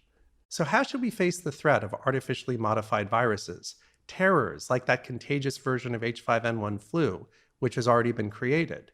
Well, I'd say exactly how we should have been facing natural viruses for decades, steps that probably could have stopped COVID in its tracks. There are two main sets of tools to consider. The first is vaccines to prevent viruses from infecting us in the first place. The second is therapeutics, a fancy word for medicines to help us fight viruses if we do get infected. The trick is that so far, both sets of antiviral tools have been very narrowly targeted at very specific diseases, rather than having the broad spectrum disease-fighting power of many antibiotics. So let's start by talking about therapeutics. Here, Johns Hopkins Center for Health Security senior scholar Amesh Adalja sums things up, writing, quote, "The existing armamentarium," by the way, I love that word, "of antiviral drugs is rapidly expanding and now covers several viral families. However, very few existing antiviral agents have spectrums of activity that even slightly measure up to the spectrum of penicillin or sulfa, the first antibacterial agents discovered," end quote. But it's not hopeless. In a conversation with me, Amesh pointed to several viral therapeutics that hit multiple targets. One influenza treatment has proven effective against Ebola. Another medicine fights members of 4 virus families: herpes, pox, adeno, and polyoma. And something called ribavirin, which was name-checked in the movie Contagion, can help treat hepatitis C and E, influenza A and B, parainfluenza viruses, Crimean Congo hemorrhagic fever, metapneumovirus, new and old world hemorrhagic arenavirus, and SARS, although it unfortunately has what Amesh calls serious toxicity issues. So what do we do with all this? Amesh told me he'd like to see a serious multi-year program to test every antiviral medicine that's ever been developed against every dangerous viral family. Though reluctant to put a firm budget on this, he said it could cost several $billions and take several years. Chump change in light of what we're up against. And this would give us something crucial that we lack: a complete understanding of what our existing weapons can already clobber. For now, we make these discoveries haphazardly or reactively, like when the Ebola medication remdesivir proved to have some effectiveness against COVID. There may be some truly broad-spectrum wonders in our viral toolkit already that we just don't know about. So let's figure this out. Amesh also calls for us to proactively develop new antivirals to cover full viral families, like all coronaviruses. Pull that off and you've tackled SARS and MERS, as well as 4 causes of the common cold, plus, above all, COVID. Just imagine where we'd be now if we'd launched a successful campaign against the full coronavirus family right after the SARS crisis in 2003. With a powerful anti-coronavirus treatment in our arsenal, COVID fatalities could have been a tiny fraction of today's death tolls, and society and the economy could have been far less disrupted. Amesh notes that it usually takes about $1 billion to get a drug to market. Big bucks, but small change compared to what's at stake. Even if you do this for every viral family that sickens humans, of which there's just a couple dozen. Although there are a few viruses that don't currently infect us that we should probably sharpen some weapons for. Remember those zoonotic viruses? Something called the Global Virome Project keeps a wary eye on bugs that haven't yet jumped to humans, but may one day do so. Like so much of what we're discussing, all these antiviral measures would bring massive benefits against natural pathogens as well as artificial ones.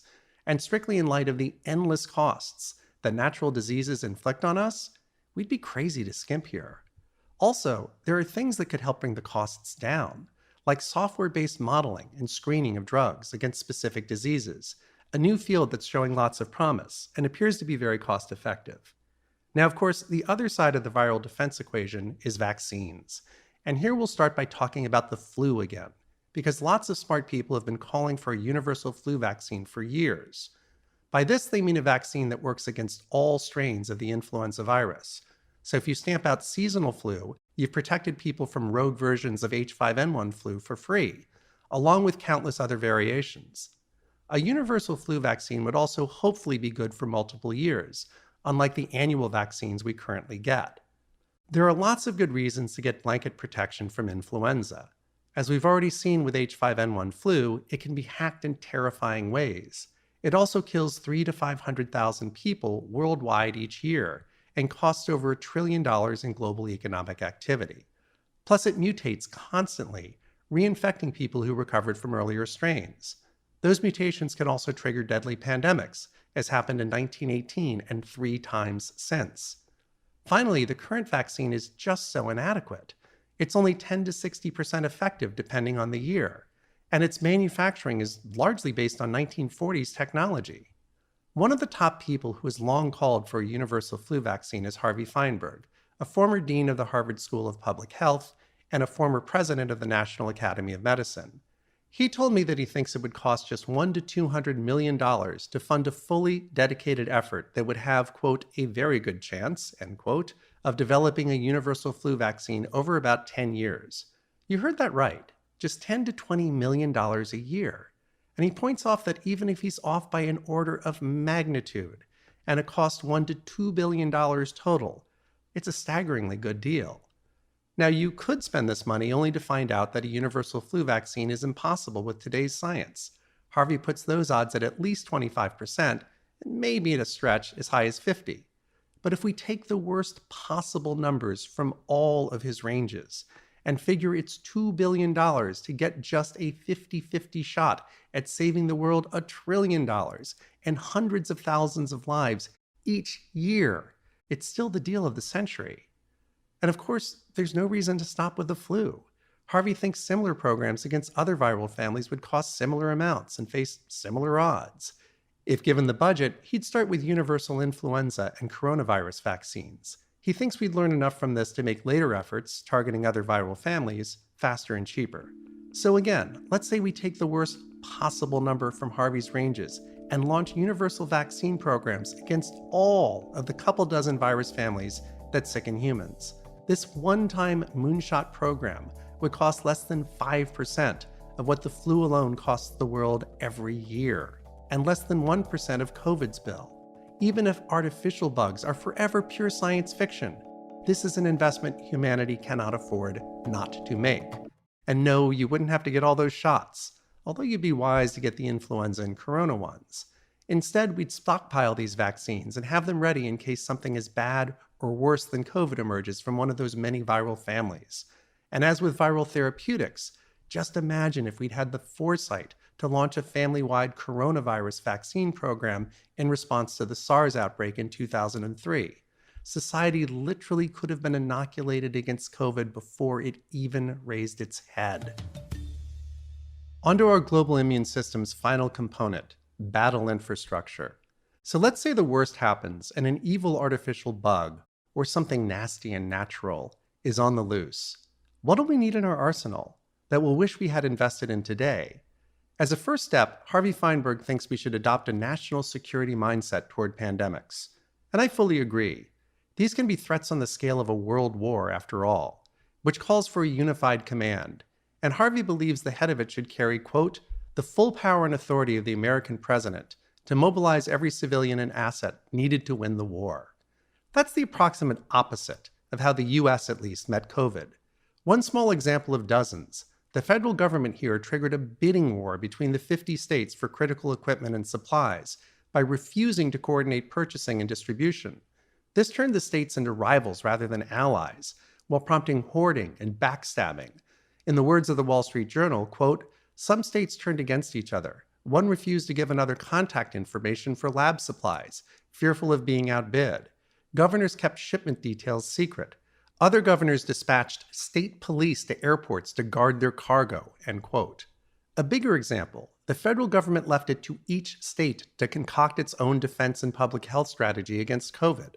Of course, by definition, states don't have National Institutes of Health or National Centers for Disease Control. Thus, badly underpowered, states made their best guesses as to what might work, resulting in a stew of conflicting policies and even quasi-border controls against citizens of other states.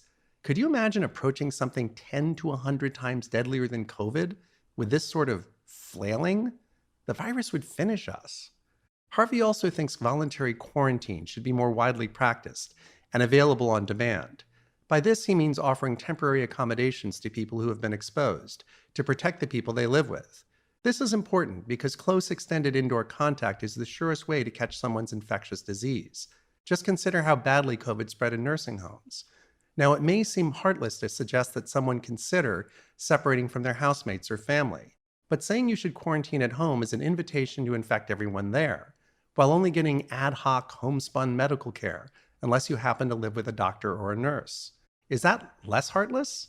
Or more? Imagine someone's instead offered a free stay at a hotel that's been shuttered by a pandemic. Harvey outlined a compelling pitch to me.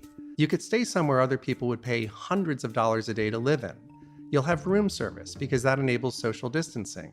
You'll have 24/7 Zoom access to everyone you love via in-house broadband. Okay, you won't get spa services, but you will protect your family for the next 10 to 15 days. Quarantine locations could have trained personnel ready to manage mild infections much better than most people's housemates. And if things turn ugly, someone under quarantine could be transferred smoothly and directly to a hospital. We haven't seen much of this sort of thing outside of a few places like New York City, perhaps partly because China adopted a very coercive approach to this with what they called fever clinics, which gave the practice a bad name. It also takes forethought and perhaps some earmarked funding to set up a more comfortable voluntary program, and COVID caught the world unawares. But we have no excuse for letting the next pandemic sneak up on us, especially if it's something much deadlier and more contagious than COVID. A complete lack of quarantine could really sink us. To all this, I'll add the dead obvious suggestion that personal protective equipment, ventilators, and other defensive tools should be stockpiled to a degree that verges on absurdity, and that all nations should try to establish highly local supply chains for this critical gear. Also, this stockpiling should not be limited to governments. Just as all homes are mandated to have smoke detectors, home stockpiles of N95 masks, hand sanitizer, and other essentials should be mandated by law, and perhaps paid for with government funds to ensure high compliance. I say this as someone who tends to be highly anti-regulatory by nature, but if we get whacked by something much worse than COVID, we cannot afford months of supply outages, hoarding, price gouging, and counterfeit products on the personal protection market like we saw at the start of this pandemic. And if you think all this sounds like a totalitarian imposition, recall that personal hygiene and PPE use don't just affect the person practicing or not practicing them. They affect everyone, because scofflaws and free riders infect the rest of us. So this isn't a matter of personal freedom, like choosing to eat junk food. It's a matter of civic obligation, like refraining from drunk driving. In this spirit, universal PPE stockpiles should be accompanied by a predefined set of rules and levels. For instance, if a region goes to a certain infection level during an outbreak, universal mask wearing in public becomes mandatory. Everyone knows the levels, everyone knows the rules, everyone has the gear at home, and there are no excuses. Another relative novelty we should consider seeing more of is challenge trials. These involve testing a vaccine by deliberately infecting healthy volunteers with the disease it targets. Now, I know that sounds insane, so let me explain the rationale using COVID as an example. Big COVID trials inject tens of thousands of people. Half of them get the vaccine, half get completely inactive placebos. Then everyone waits until a couple hundred people come down with the disease while going about their ordinary lives. If most or all of the sick people turn out to have gotten the placebo, in other words, if the people who got the vaccine don't get sick, then the vaccine's a winner. There are two issues with this approach. First, it takes a long time to recruit tens of thousands of people to take an experimental injection. Second, it can take months for enough people to get sick on their own to generate statistically significant data, which is normally fine. But what happens if thousands of people are dying each week? If your vaccine works and you could have saved several months by running a challenge trial, tens of thousands will die waiting for the results. Compare that to the number of test subjects who might die from deliberate infection. In the case of a COVID challenge trial, that number may actually be 0. The reason is you'd probably mostly allow young volunteers to enlist, people who are quite unlikely to die from the disease. And instead of signing up tens of thousands of participants, you'd have just a couple hundred. Why? Because you don't have to wait for a small percentage of a huge group to catch the disease to get the couple hundred infectees it takes to determine efficacy. Because in challenge trials, everyone's infected. And at least with COVID, if they're all healthy and mostly in their 20s or 30s, the odds are decent that literally no one out of a couple hundred participants will die. But what if 1 or 2 volunteers do die? Isn't that unconscionable? Well, compare that to the tens of thousands of people who could end up not dying if your vaccine works. When are 1 or 2 lives worth more than tens of thousands of lives? Well, when lawyers are involved, for one thing. And that's one reason why we don't see challenge trials, because the loved ones of someone who dies in one might sue the trial manager, whereas the anonymous masses who die waiting for a vaccine trial to run its course have no one to sue but Mother Nature. And she doesn't pay up. Another reason is that doctors are deeply squeamish about imperiling anyone in their care, as they should be. Not only do our moral instincts scream this, but the Hippocratic Oath famously says, "First do no harm." The culture of medicine is built on that foundation, which of course is hugely admirable, but it makes it hard to put the good of the many ahead of the good of the few, if the few happen to be under your care and the many are countless strangers. Now, an important moral dimension to consider about challenge trials is the mindset of the volunteers. If they're fully informed of the dangers, as they absolutely must be, what are their motivations? Well, if they're not being paid, they're probably signing up because they're willing to take a risk to help fight something awful that threatens society. People joined the US military after the 9/11 attacks for somewhat similar reasons. Those volunteers put their lives on the line too. Many of them died. And society didn't reject their offers of service, so should it reject people who volunteer for challenge trials? These aren't hypothetical beings, by the way. Tens of thousands of people have volunteered to participate in COVID challenge trials via an organization called One Day Sooner, and no one's taken them up on that offer. I could fill a podcast twice as long as this one exploring the nuances of challenge trials and their morality, but I'll leave it to you to decide where you come out on this complex issue. And if you really want to dive into a rabbit hole, Google the term trolley problem while you're thinking it through. Now, the one good thing about any future pandemic is that it'll happen in the future, of course, giving SynBio's exponential momentum some growing room, which is great because, as I said early on, SynBio itself and the countless people who will one day practice it at doctoral levels, high school levels, and everything between are our best defense against evil uses of biology. So I'll close on an appropriately optimistic note, describing one of the coolest things I see in SynBio's midterm pipeline, which is teleporting vaccines. And yes, I mean that metaphorically, but only just. To appreciate how valuable this could be, let's imagine an artificial pathogen, or something natural and much more lethal than COVID, is on the loose. Having taken the various precautions I discussed earlier, we have an effective vaccine that targets its viral family. But it's incredibly deadly out there, and all supply chains are fragile or breaking. It also takes months to manufacture hundreds of millions of vaccine doses using standard methods, let alone billions of doses for the entire world. In this situation, you'd want the vaccine available everywhere now, not in a few lucky places a few months from now. You'd also want as few miles between you and your personal dose of that vaccine as possible. So wouldn't it be great if vaccines could be printed right at the local pharmacy, or better yet, in your living room? Enter the BioXP, the DNA printer I talked about earlier. It will soon be able to directly convert the 4 basic genetic letters, A, G, C, and T, into DNA or RNA strands, giving it unlimited flexibility in what it can write, just as 4-color inkjets can produce any imaginable image. Its creator, Dan Gibson, actually invented it with vaccine production in mind. particularly RNA vaccines, a new technology which is behind the wildly exciting vaccines from Pfizer and Moderna. And here's where his teleporting term comes in. Imagine you have the genetic code of a working vaccine at the center of your system, at the Centers for Disease Control in Atlanta, say. If you now print that genetic strand in thousands of pharmacies and doctors' offices, you've basically teleported it throughout your network. Now, simply printing a strand of RNA doesn't give you an RNA vaccine. There are several additional steps, often referred to as fill and finish.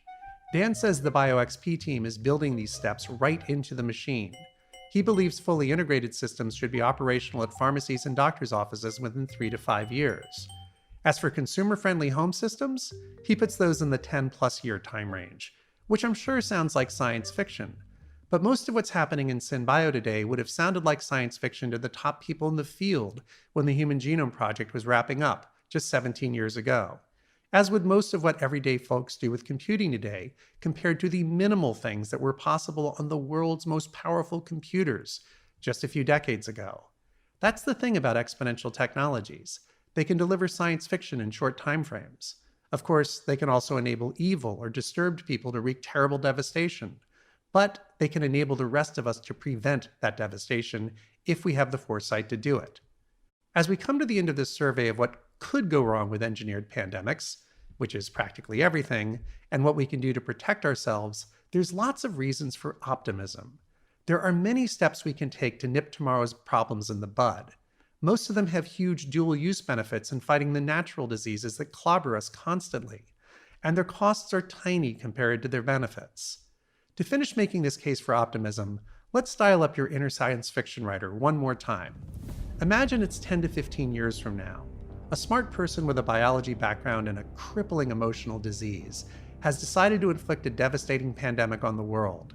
He has access to a DNA printer with the raw horsepower to crank out any viral genome, and tools we can scarcely imagine today, which easily translate printed genomes into replicating viruses. Worst of all, the dark web has given him the genetic code of that contagious H5N1 flu, which those researchers created all those years ago.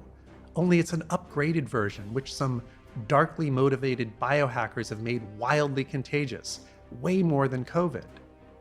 But luckily, our deeply disturbed protagonist lives in a world in which we had the foresight to defend ourselves from his attack years before he even thought of launching it.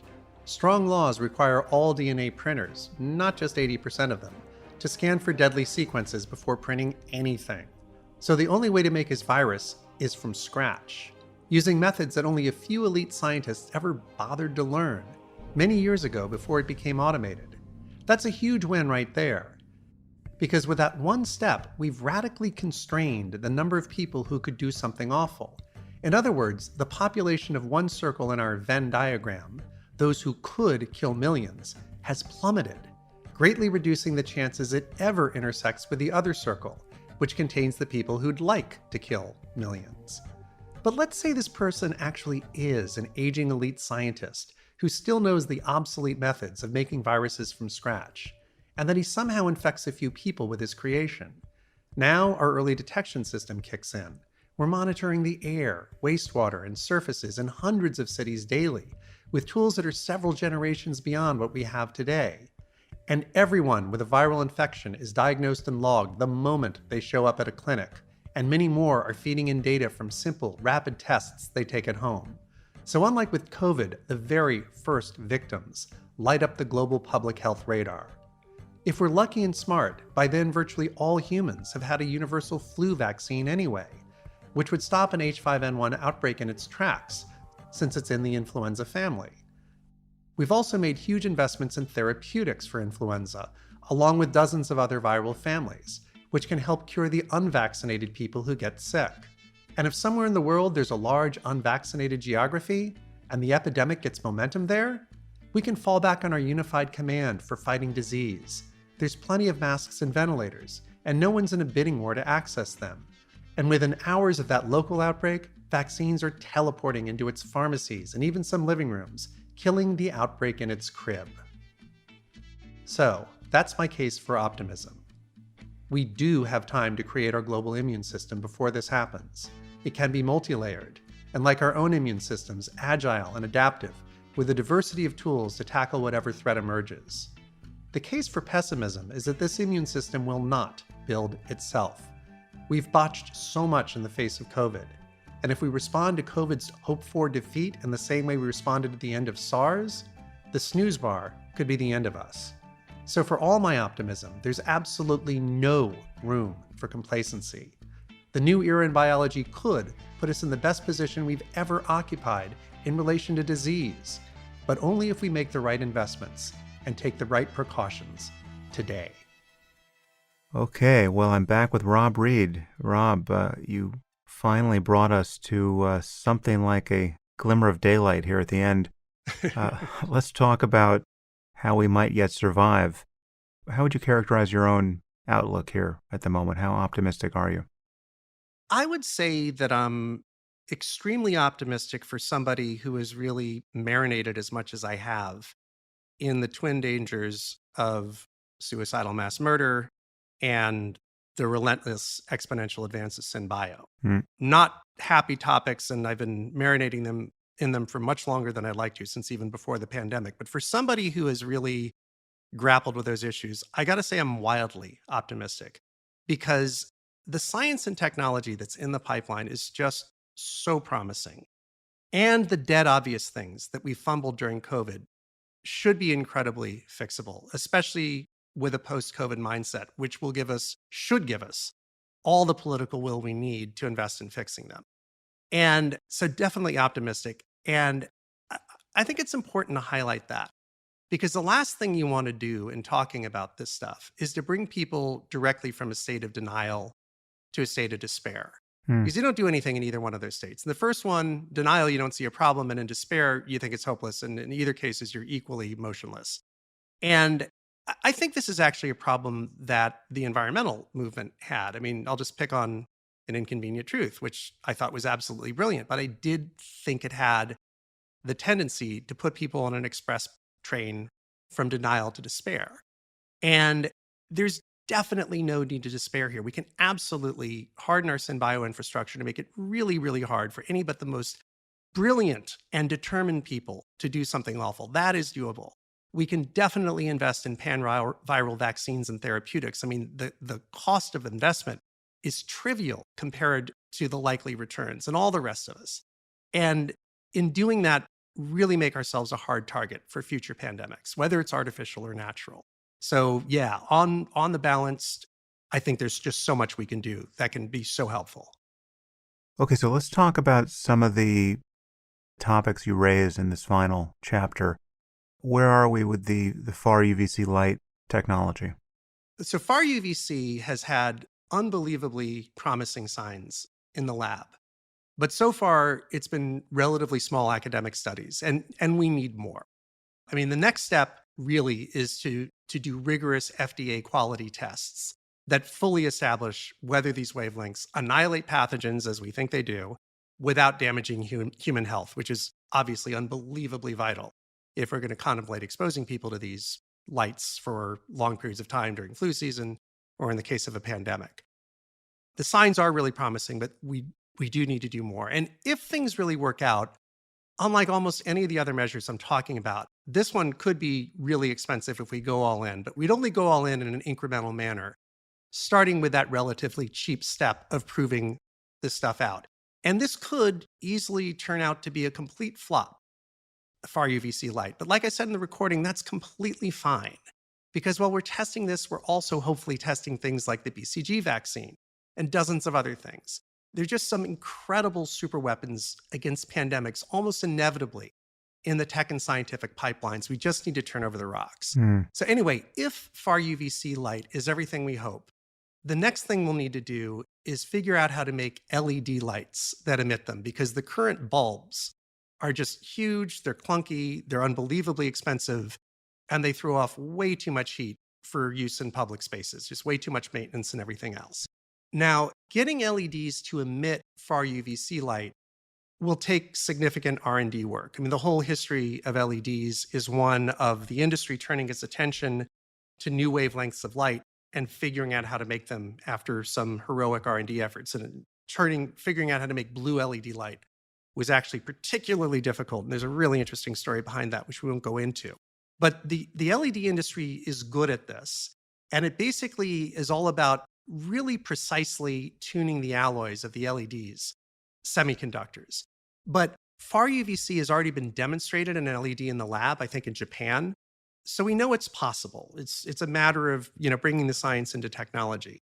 And once the technology is dialed in, we would need to build a fab or a fabrication plant to build the LED bulbs, which is probably a multi-billion-dollar proposition. Hmm. So like I said, not cheap, but one that we would never take unless we had high confidence this was going to have a huge ROI for society. Then once we're making the bulbs, the question becomes how many bulbs and who pays for them? So if these things actually work, we'd clearly want them in public transit. I mean, just imagine how much safer a subway car would be if 99.99% of the pathogens in it are killed every few minutes, which is what the science out of MIT shows is possible. Hmm. And we'd also probably want to put them in big public spaces. So basically, we'd have a lot of local governments buying bulbs, installing them, maintaining them, et cetera. As for where you go beyond that, it's probably a bunch of private decisions. Like stores and restaurants might install them if customers call for them or want them. Maybe more to keep safe from flu and flu season than pandemics, in normal times. And maybe businesses will install them in offices, also with flu in mind, to cut down on sick days, which would pay for an awful lot of bulbs. So the bottom line, if UVC becomes widespread, it'll cost a lot, but it'll be a lot of justified incremental investments made by people who are thinking rationally. And, the path to it, a real wide deployment, feels like it should be less than 10 years. It's not going to be right around the corner. There's a lot of work to be done, and building a fab takes time, but this is absolutely something in the intermediate future if it makes sense. Well, on the other end of the spectrum here, we have this BCG vaccine, which I only just heard about during COVID. Describe what this is and why we can't get access to it, even though it seems like an incredibly promising vaccine for a variety of reasons. Well, what it is and why we can't get access to it here in the US are kind of the same answer, which is that it's a tuberculosis vaccine. It's frontline for infant tuberculosis. So it's given, shortly after birth to a high majority of the babies who are born on Earth in any given year. But it's never been given in the United States because, well, it was developed in the 20s, and we definitely had a tuberculosis problem back then. So I can't really say why we never had it, but the US, I think by the time universal BCG programs started kicking in, I think it was much later than the 20s. It was invented in the 20s, but I think it's more like 50s, 60s, even 70s before countries began implementing universal vaccine programs. And by the 50s, you had the first antibiotics, and antibiotics can be quite effective against adult tuberculosis, also against infants. And so I think there just wasn't a huge TB problem in the US by the time these vaccination programs really started coming online. And there is this unbelievably promising data going all the way back to the 1920s about BCG protecting against all kinds of things other than tuberculosis. Above all, respiratory infections and broad spectrum protection against respiratory infections. The most recent study of which was quite recent. I think it was concluded just last year in Greece. And in that case, they were basically taking older adults who were checking out of hospitals, I think people 55 and up, and half of them got the BCG vaccine and half of them did not, got a placebo. And the statistic was that 80%, or those who got the vaccine, had an 80% reduced incidence of any kind of respiratory infection and a 50% reduced incidence of infections of all kinds. So there's all this really intriguing data. And then, of course, there was that unbelievable data that was in the Proceedings of the National Academy of Science that showed this huge inverse correlation between national BCG vaccination rates and COVID cases. Now, the thing is, most of this data, not the Greek study, but most of this data is what epidemiologists call ecological data, which means it's data about groups of people rather than individual case studies. And also it comes from observational studies rather than hands-on work with injections in patients. So that inverse correlation amongst countries, classic ecological data. But obviously to get a vaccine approved for a specific disease, you have to track cause and effect in individual subjects. In other words, you have to do a classic double-blind test with control groups. And a full phase 3 trial for FDA approval is generally beyond the reach of academic budgets. And the people who have been poking at BCG are mostly academics. Whereas pharma companies, they're just not going to spend their limited capital on testing a 7-cent vaccine that's in the public domain. There's just no money in that. And Right. and I hope I'm not over pimping my podcast here. And if I am, just tell me. But I'll be posting a really detailed interview with a Harvard epidemiologist named Megan Murray about all this stuff, probably shortly after you post this conversation. And Megan actually is hard at work on developing and trying to fund a phase 3 trial, despite being an academic and this normally being a pharma thing. And we're counting on her to do this rather than Pfizer because it's a market failure. There's just no deep-pocketed players who are incented to do this research. And we really need to fix this for 2 reasons. The most obvious one is that if BCG actually can protect against COVID, and we don't know, but if it can, even if it's a long shot, figuring this out would totally change the global vaccination timeline because there's 22 BCG manufacturers throughout the world.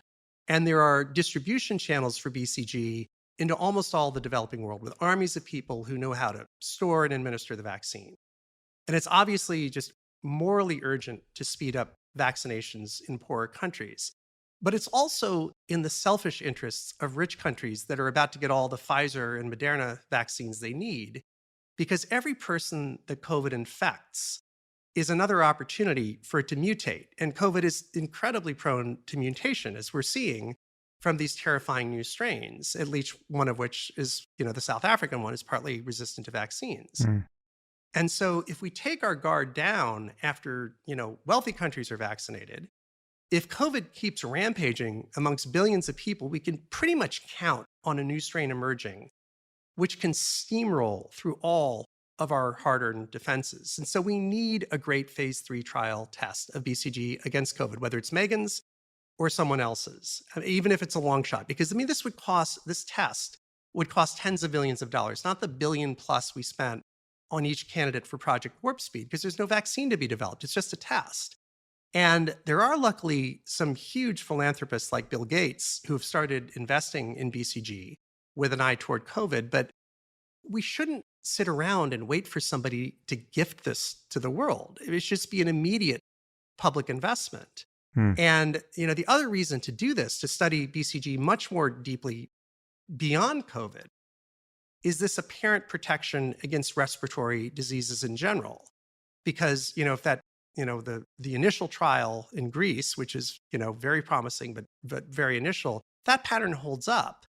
It could be a real game changer against the flu, against future pandemics, which are almost sure to be respiratory in nature, against all kinds of things. But there's a lot to be studied, like how frequently does BCG need to be given to have this effect? Does it work in all age groups? Is it particularly effective against a certain class of respiratory infections and so forth? And, again, we shouldn't be waiting for someone to gift this to the world, particularly because an initial set of academic studies would cost very, very little. Yeah, we have to become increasingly sensitive to market failures in this domain, in public health generally, but across all of the fronts of where we're running something like existential risk. We've been living with the problem of producing antibiotics in a market that can't effectively incentivize it. So we have antibiotics that are losing their power over really every bug that concerns us, and we're meandering toward a time that will be indistinguishable from the 1920s and 30s when we simply didn't have the drugs that could solve our most basic infectious disease problems. And the reason is there's not enough money in it. You take a new antibiotic costs $1 billion to produce, and you take it once for 10 days in your life, and then that's it. That is if you're unlucky. Most people don't have to take them, any specific new antibiotic ever. Right. And yet, if you need it, this is the one drug that's going to save your life.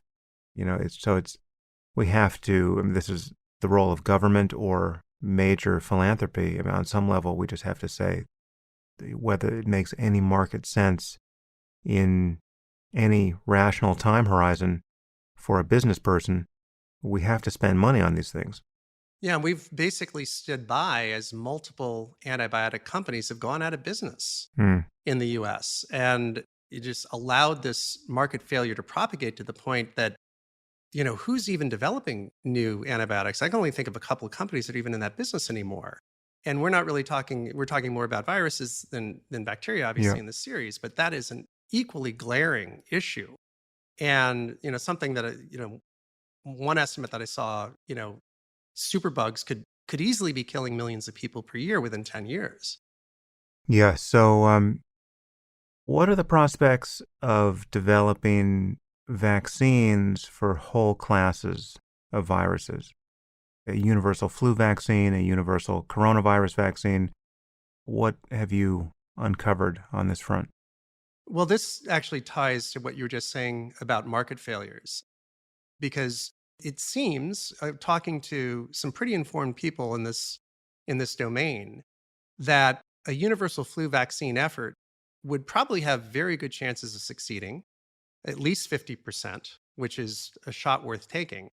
And the budget that I was quoted was, probably in the range of $200 million over 10 years, Hmm. with kind of an extreme, like, why don't we just for safety go up an order of magnitude budget of $2 billion over 10 years? And you look at those numbers and you remember that the flu is costing the US alone $361 billion a year in lost productivity and medical spending. And it's just flabbergasting. And I couldn't believe my ears when that budget estimate was quoted to me. And it couldn't have come from a more informed person, who is Harvey Feinberg. He's the former president of the National Academy of Medicine and the former dean of the Harvard School of Public Health. And more to the point, he's done a lot of work studying the potential for a universal flu vaccine, including at the Sabin Vaccine Institute.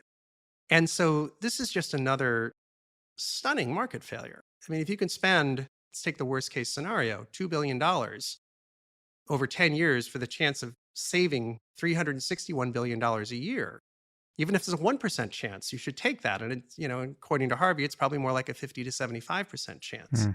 And, once again, to go back to what you were saying about antibiotics, this is, why this isn't happening. Well, pharma's not going to do this because it's a lousy business proposition to make a cheap vaccine that people might only use just once. I mean, one of the models for universal flu vaccine is one and done in a lifetime. You'll hopefully never need again.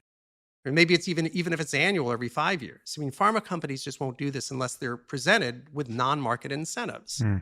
And so there's that. But then obviously this is also just a shocking failure of public policy because the ROI on this would be profound.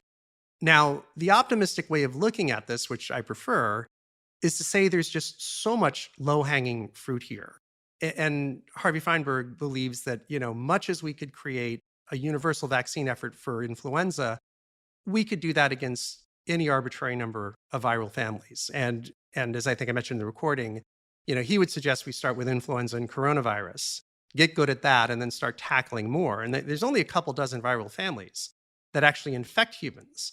And there's probably also a couple of other zoonotic diseases out there, viral families that don't currently infect us that we want to be careful of. But even if you multiply this out by every family we can think of, by $2 billion over 10 years, the numbers that come back are just minuscule. Just compared to, like I said earlier, compared to what we spend maintaining our nuclear arsenal on an annual basis, just minuscule compared to anything that seems like a comparable. And, especially when we think of how quickly these COVID vaccines were created, just days in the case of Moderna. So we're obviously in a completely new age when it comes to vaccine science, which screams for just ambitious new goals for vaccine science. Yeah, and we've not only accelerated the time it takes to produce the vaccine itself, but we've accelerated the approval process. And it sounds like we could accelerate it even further if we changed our cost-benefit analysis in how we do research. I mean, obviously, we're doing research now under duress with a global pandemic crushing economies and killing hundreds of thousands of people in even just in the United States. But what role would challenge trials play here? Because this is something that many people first heard about in recent months under COVID, but they're controversial. How do you think about this? Well, I think the right way to look at it, I mean, it's ultimately an ethical question. So we can safely say that there's no quote unquote right answer, to this conundrum. But I do think that it helps a great deal to put concrete numbers on the assets and liabilities in terms of human lives of the two approaches. So to just quickly review, challenge trial would involve deliberately infecting a much smaller number of people than you would have in a normal trial with COVID. The numbers are really, really stark. A normal COVID trial, you're talking tens of thousands of volunteers. They get that huge number of people because they need to wait until there's essentially maybe 200-ish people have come down with COVID from that vast base of 30, 40, 50,000 people. And once 200-ish people have definitively tested for COVID, they can basically take off the blinders and figure out which of those people were in the control arm of the trial, which of those people actually got the vaccine. And based on that, you can come up with these exciting numbers like 95% effective. Now, if you're just doing a challenge trial and you know all those people are going to be infected, instead of 50,000 people, you might just need 200 people or maybe a little bit more, just in case, some data points bounce out for some reason. So that really collapses the time frame. And to compare a challenge trial with a normal trial, let's imagine, I don't know exactly how long a challenge trial would take, but recruiting 200 people would be harder on a per person basis because you're asking them to submit to a hell of a lot more than just an experimental vaccine. You're asking them to contract COVID. But as I said in the recording, 20,000 people, I think it is, have already expressed a willingness to participate in challenge trials through a group called One Day Sooner. So there's a ready body of people. Recruiting presumably would not be anywhere near the challenge that it is with 50,000 volunteers.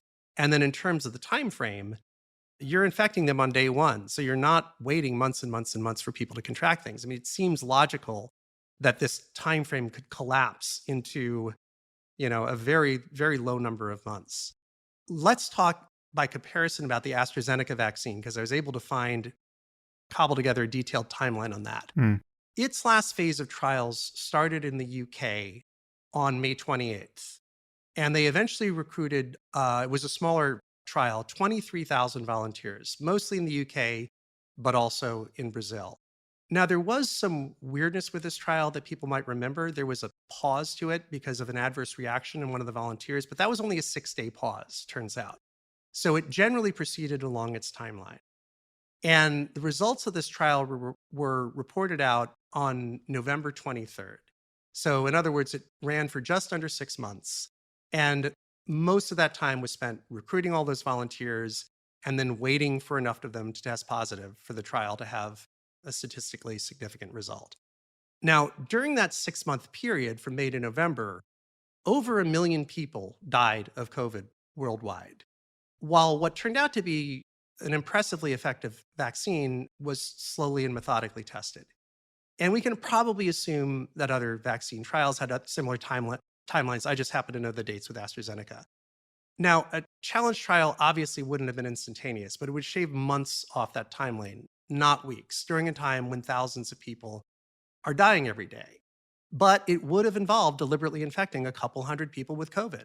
While most of them would have presumably been younger volunteers, so fatality rate would have probably been extremely low, it's all too likely that one or more of those people would have died. And it's also likely that very few of those 200 people would have caught COVID on their own.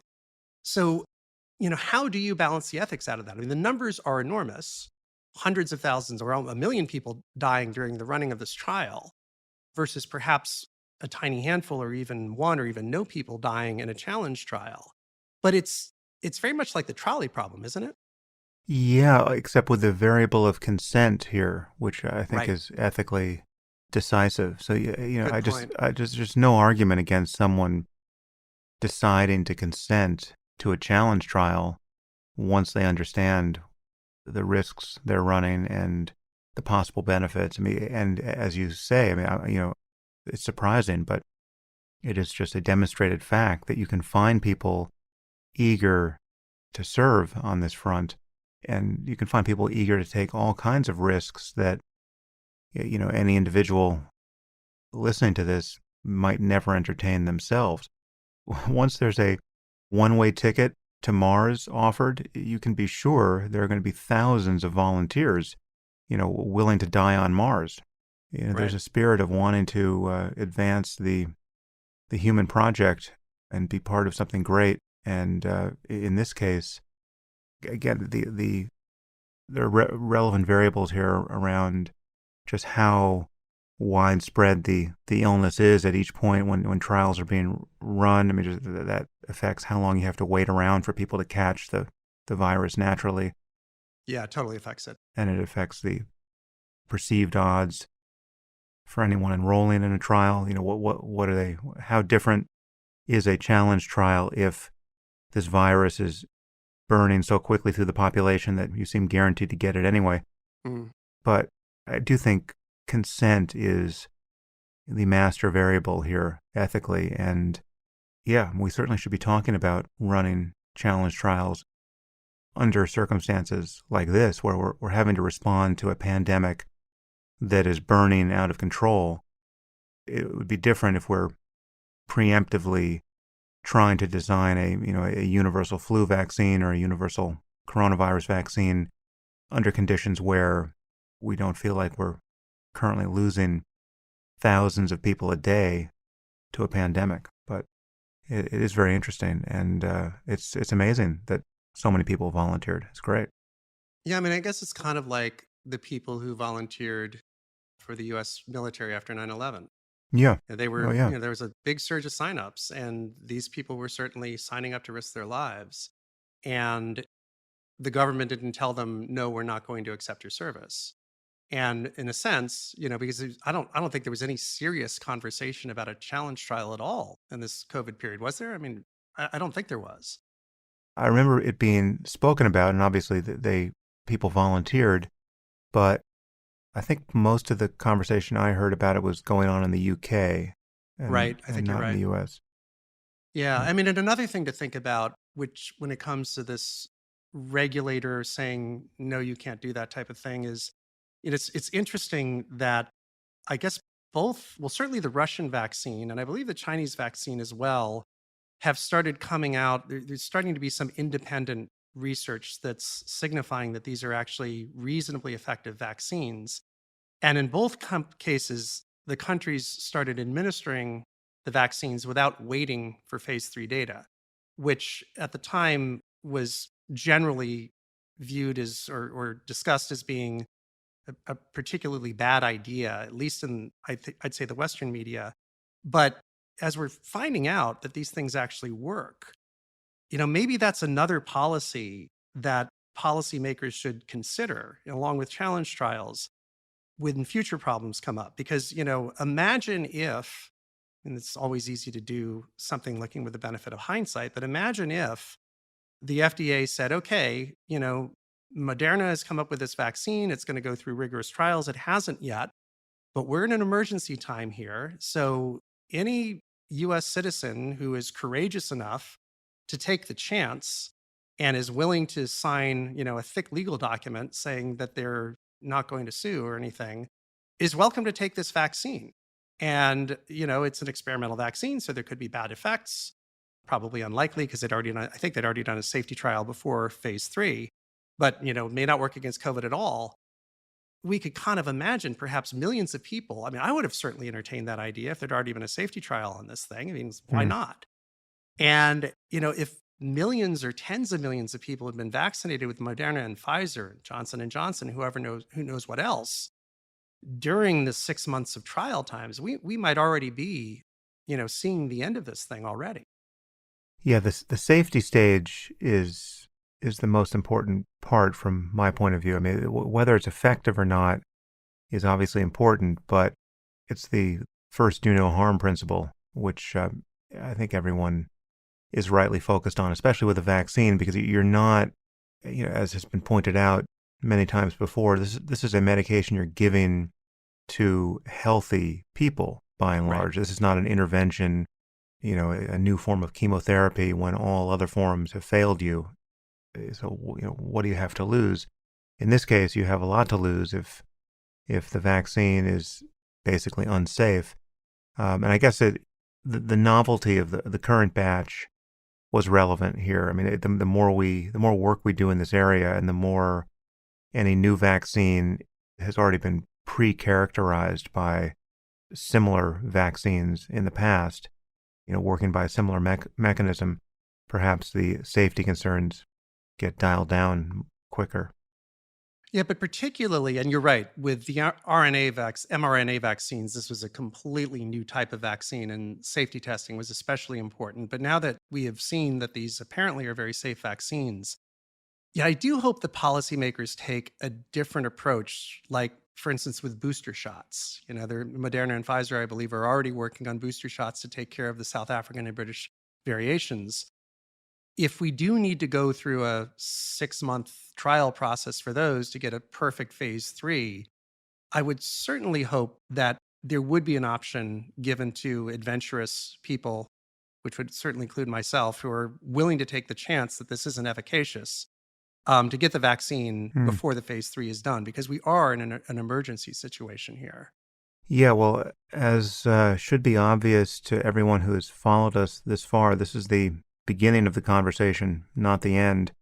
But I know you and I will both, together and independently, keep our attention on this front, and we'll certainly surface any good ideas we come across, any organizations that are moving the dial here, whether it's in the philanthropic space or for-profit, or rumors of government actions that seem auspicious. This really just needs to be kept front of mind here. Pandemic response generally, and the synbio privatization of the apocalypse problem more narrowly. This is really something that our generation has been tasked to figure out. And I just want to thank you, Rob, for producing such a comprehensive and comprehensible document for us to all get started with. Well, it was absolutely a thrill to be able to present it on your show, Sam, so thank you so much for that.